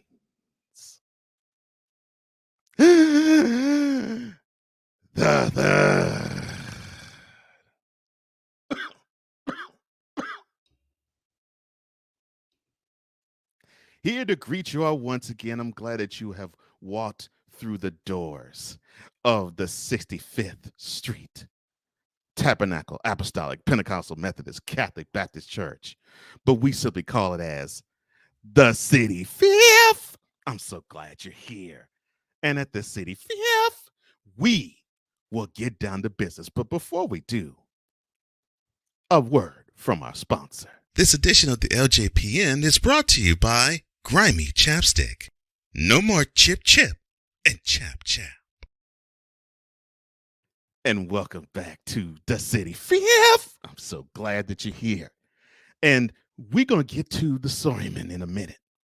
But did you all happen to see last night's game? Oh, man. I mean, LeBron was absolutely fantastic. Oh, I'm sorry. Why do I speak about LeBron to this church? Well, it's quite simple. The man has made me rich. He's made me rich beyond compare. No person has made me richer than him. And because you sapsuckers want to keep talking about him, I keep feeding you the content. You keep coming back with me with more, and I keep eating it up. And I am riding sweet.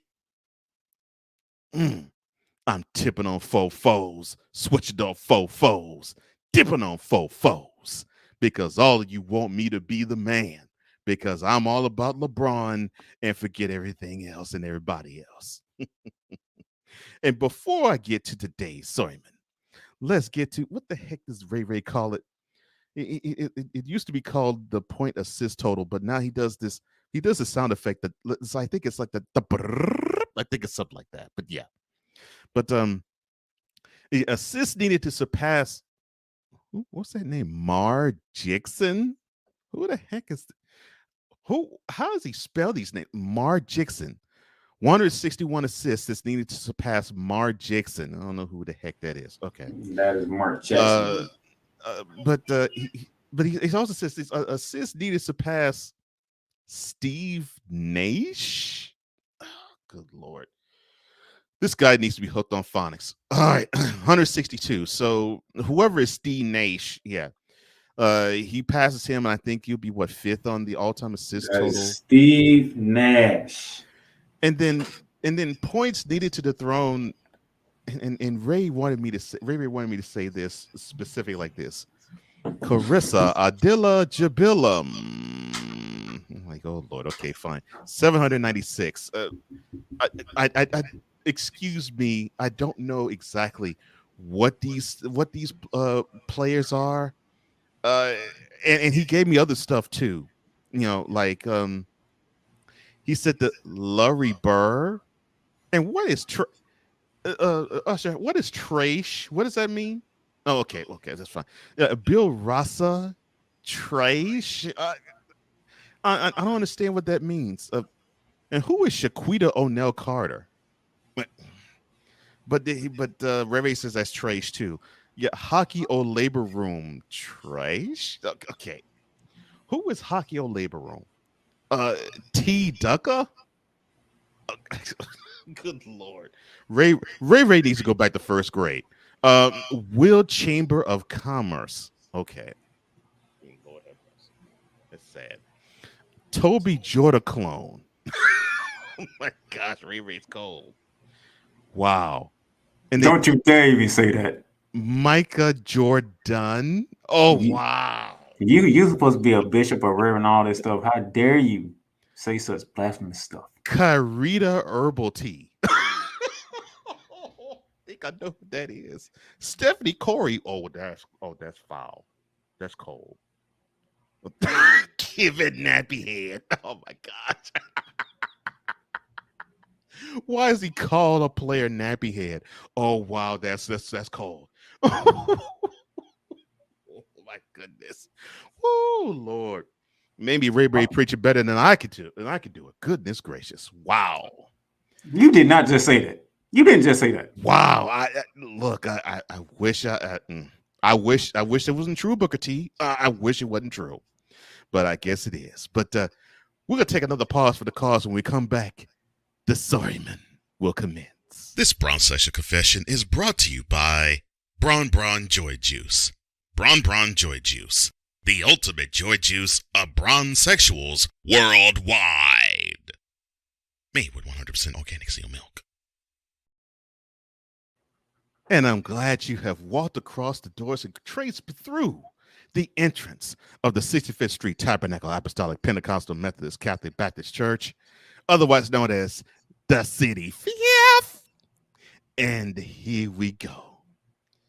Today's sermon. It is keep shining when the haters come down on you. That's right. Today's sermon. Keep shining when haters come down on you. And any other day, that title will be very fitting. But the fact that you're doing it for him is utter blasphemy. What's blasphemous what ain't blasphemous is my pocketbook. Whenever I talk about them, I just get richer and richer by the day. That gives me a shot of praise already. What kind of man of God are you? Moan him. Oh no. That's right. Woo. And organist, hit me. Yeah, hit me. There we go. Perfect.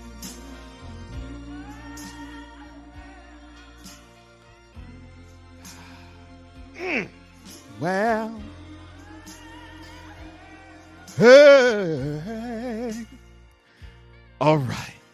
I guess you want an amen to go with that too? Amen. Yeah, ciao. Remember today's sermon. Keep shining when haters come down on you. Now, you all may not have heard, but yesterday the National Basketball Association, they announced that awards were named. The seasoning awards that they always have every spring. And there were many names that came across that were going to be and are going to be rewarded. Names such as Wilt Chamberlain. I think, if I'm not mistaken, Ray calls him Will Chamber of Commerce. Yeah. You don't think you know. Well, he is named now for the Rookie of the Year award. But this is what I mean by when haters keep shining, when haters come down on you, haters are hating on the fact that LeBron James had one of the best rookie seasons in all of the NBA. He did. And he was a Rookie of the Year. He did. I'm gonna call him one of the best rookie seasons ever. Usher, you know what to do. That's right. That's right. Politely talk to the young man and say to him that his Right Reverend Dr. Cardinal Bishop Pastor Deacon is speaking, and when he speaks, he's speaking out of turn. Now remind the young fellow of that. I'm preaching, yeah. Well, anyway. Hey, don't you come over here. I got this. You leave me alone. Anyway, the Rookie of the Year trophy is named after Will Chamberlain. It should be named after LeBron James, but that's okay.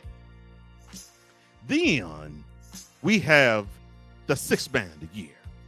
Now, that award is named after, I think he played for the Celtics, John Havlicek. You can check me for that. Anyway,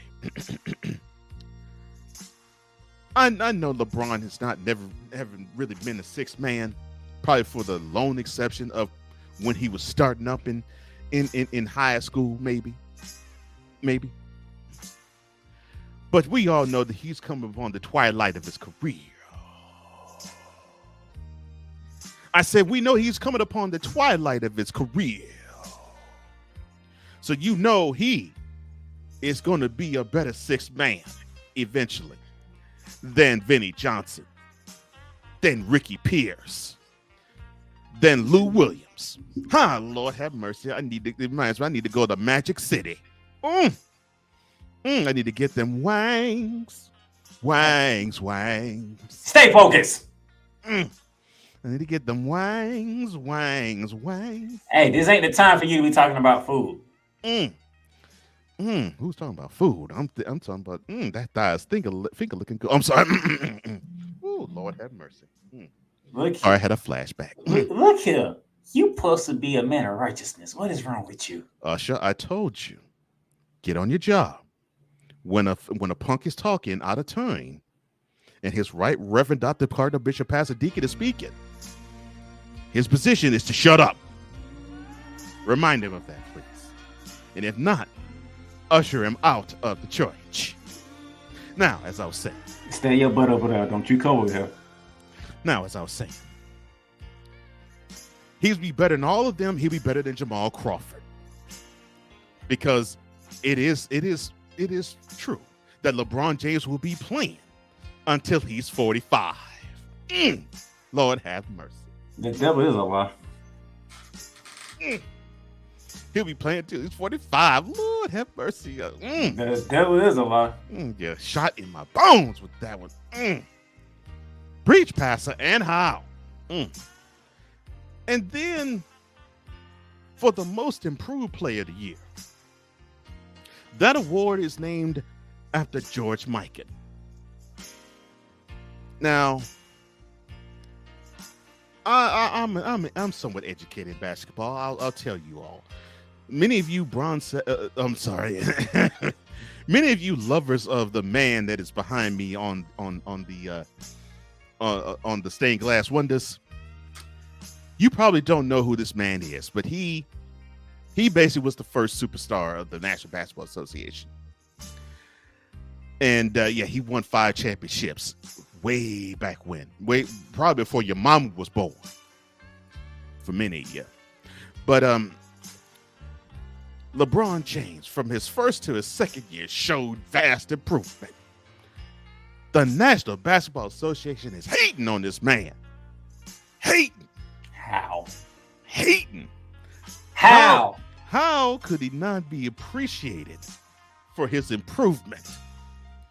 But a fossil is. How dare they?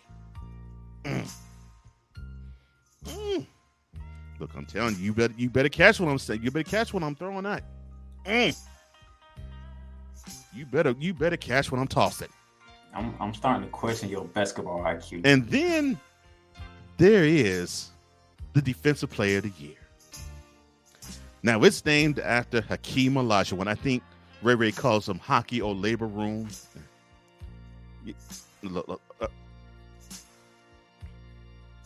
Look, take some money from the offering plate and buy Ray some hooked on phonics. Yeah, buy him some because the dude needs to learn some basic English. Okay, now you're preaching. I don't know what's wrong with him, but he's just off kilter. Donate some of that. Get him some education. But anyway, sorry. That's more like it. That's more like it. I didn't mean to stray, but Hakeem Olajuwon, defensibility. Now, I don't have any problem with that. Of course, the church is in Houston, so of course I'm a huge Hakeem Olajuwon fan, and Hakeem taught LeBron some things over the course of time. So that's right. I said he taught LeBron some things over the course of time. Except how to win Defensive Player of the Year. Now, I don't have an issue with Hakeem on the award, but we all know that LeBron been hating on for not winning the Defensive Player of the Year. I mean, look at that. Think about that chase down block that he had. Game 7, 3+ minutes to go in the 2016 NBA Finals. Have you all ever seen a bigger defensive play in the NBA than that? I think not. Hey, yeah. Anyway, but the travesty of all travesties is not the fact they named the big award after Larry O'Brien. And if I'm not mistaken, he's one of the old commissioners of the sport. It's not the fact that they named the conference championship trophies after Oscar Robertson or Bob Cousy. It's not that they named the conference finals MVPs after Magic Johnson and Larry Bird. No. It's not the fact that they named the finals MVP after Bill Russell, who I'll admit, he is the greatest champion probably in all of sports. He definitely is the greatest champion of all NBA. But they named the most valuable player award. Something that I heard a guy named the Playmaker aptly said it. It is the most prestigious individual award that you can get in the NBA. There isn't another individual prestigious award that you can get. But the most prestigious award will be renamed the Michael Jordan Trophy. Stop. Okay, stop. The Michael Jordan Trophy? No. See, this is no. This is when hate goes too far. This is straight hate. No. The Michael Jordan Trophy. The Michael Jordan Trophy. You for real? The Michael Jordan Trophy. Bitch, please. Don't play that at church, man. What the heck is wrong with you? The Michael Jordan Trophy. Bitch, are you for real? Goodness. This is a church, Nigra. This isn't your bootleg taping that you selling to these ignorant fools that are on the street. Oh, I'm on the mic. I'm sorry. But where was I? Oh, yes. It's blasphemy to have that trophy be named after Michael Jordan. How dare the NBA? How dare the NBA? But you know what? It doesn't matter. It doesn't matter if they name these trophies after other players and they eschew the greatest player of all time, because we got some celebrating to do. And the celebrating we got to do is the following. Let's celebrate. Bron surpass Maggie Jensen. Who the heck is this guy? No. Bron surpassed Maggie Jensen. So Bron surpassed Maggie Jensen. Bron surpassed Maggie Jensen. Lord have mercy. We got to get Ray to send us actually good stuff. and not act as though we're kindergartners speaking all this and writing these things. But anyway, we'll celebrate with him. Bron surpassed Major Jensen. Wow, this is great stuff. It don't matter. He's rising. That's right. He keeps shining. He keeps smiling, knowing that you can always count on him for sure, because that's what LeBron is for. In good times and in bad times, he'll be on your side forevermore. Because that's what LeBron is for. Preach, Pastor. That's what I'm trying to tell him. I'm telling you. Woo. In fact, I feel like I need to shout. I need to shout. Yay. Oh, Bron surpassed Major Jensen. Oh, Lord have mercy. Woo, goodness gracious.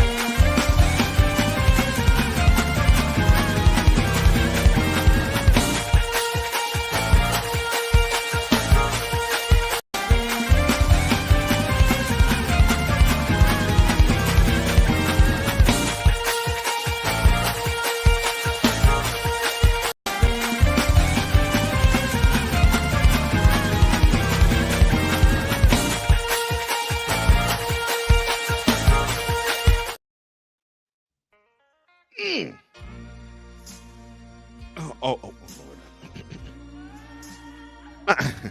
So to review in this wonderful sermon I'm delivering to you, the NBA is hating on the fact they put Wilt Chamberlain on the Rookie of the Year trophy. They're hating for putting Akeem Olajuwon on the Defensive Player of the Year trophy. They're hating on the fact they put George Mikan's name on the Most Improved Player trophy. They're hating on the fact they put John Havlicek on the Sixth Man of the Year trophy. And they are complete devils for putting Michael Jordan's name on the Most Valuable Player trophy. It's a shame and a half that you have such blasphemy go on and exist. Sad. Look, NBA, this is what needs to happen to you. You're fired. That's right. And if you want to challenge this gentleman here, your right Reverend Cardinal Bishop Pastor Deacon Winston Aloysius Jenkins,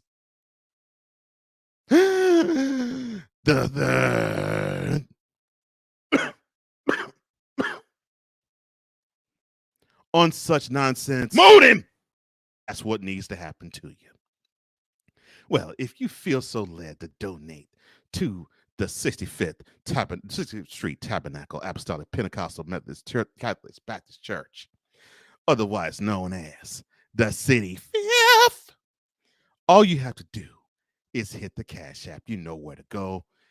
$ Tall Man Dr. K50 or $ Host Cole Johnson. Now, the doors are open to LeBron James being loved on. Enjoy the fruits. We only need just one. Won't you come? So I realized that I think, even though it's not advertised, right, there has to be a place for stupid people. We don't know because we're not stupid, so we don't know anything about it. It's like a secret club society. Oh my gosh. So I come to the conclusion that he graduated from SU, stupid university. Yeah, and all the stupid ass letters that go along with graduating, high honors of being stupid. I can't do no more, man. Vámonos, dominos, vámonos. Stupid university, where everyone graduates magna cum stupid.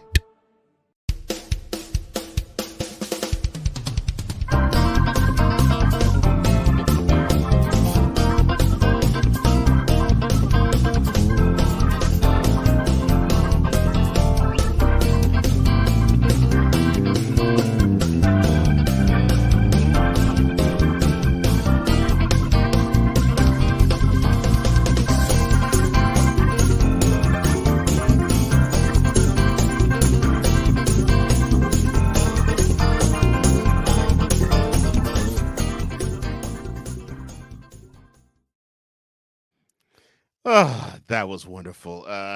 Once again, thanks to the 65th Tabernacle Apostolic Pentecostal Methodist Catholic Baptist Church, otherwise known as, he says, the city fearful. Lord have mercy. It's sad. It is actually a church that's named that. But thanks again for that. And to the to the Fanatic Feedback Zone again. Ryan says, we're going to the city fifth. Vidalai says, brother guest, your show is coming on. Ryan says, brother guest, won't stop jumping up and down, guys. Send help. Victor Locke says, Junebug, stop trying to make changes in the collection plate. He says, yes, 1-800-ABCDEFG, talking about donating to Ray Ray to get some sort of fundamental education. He also says, in the city fifth or city fifth, would Michael Jordan be considered as Satan? Not really. I don't think so. Oh, Lord. Ryan says, now, brother, yes, is speaking in tongues. Should I sprinkle some penis water on him to make him stop? Oh, Lord, have mercy. Victor says, either that or joy juice, Ryan. 3000 GT Atlanta, man, glad that you joined us. He says 45 is the new 25, as in the report early this week that LeBron secretly wants to play with both of his sons. And to do that, he feels as though he has to go another, if not mistaken, another 7 or 8 years in order to achieve that. Victor says, can the Reverend please tell Ray Ray to turn in his whole facts and take me off his emergency contacts list. And Victor says, you can't do that. Ryan says, I think brother yes will start the snake handling if I sprinkle joy juice, Victor. He says, sorry, Rev, but this is reality. He also says, don't you dare disrespect Steve Wonder like that. Ryan says, brother, yes, it's jumping around again. The foundation of my house can't handle it. Victor says, and the lovely Gladys Knight, that was blasphemous to do her son. Tampa Supreme, is great to have you on board, brother. Was good, man. I hope everything's good with you. Well, that will do it for this installment and episode of Snowman in the Morning with Cole Johnson. Hope you enjoyed the Brown Session Confessions delivered actually by the Playmaker. And the visit again to the city. I hope you enjoyed it. I am Cole Johnson, and always remember, take care, God bless. Remember to make your next move your best move, and always remember, if your dreams still scare you, then they're simply not big enough. Dream big, do bigger. That's what we're all doing. Hope you're doing that too. Many thanks to the Playmaker for joining me on this episode today. It was a wonderful time. I enjoyed myself. I hope you enjoyed yourself as well, because I think we all need a couple laughs here and there. We're out of here. We will see you tomorrow morning as we have Totally Deeds joining us in hour number 1. And who knows what's going to happen on Thursday. Until then, that's it for now.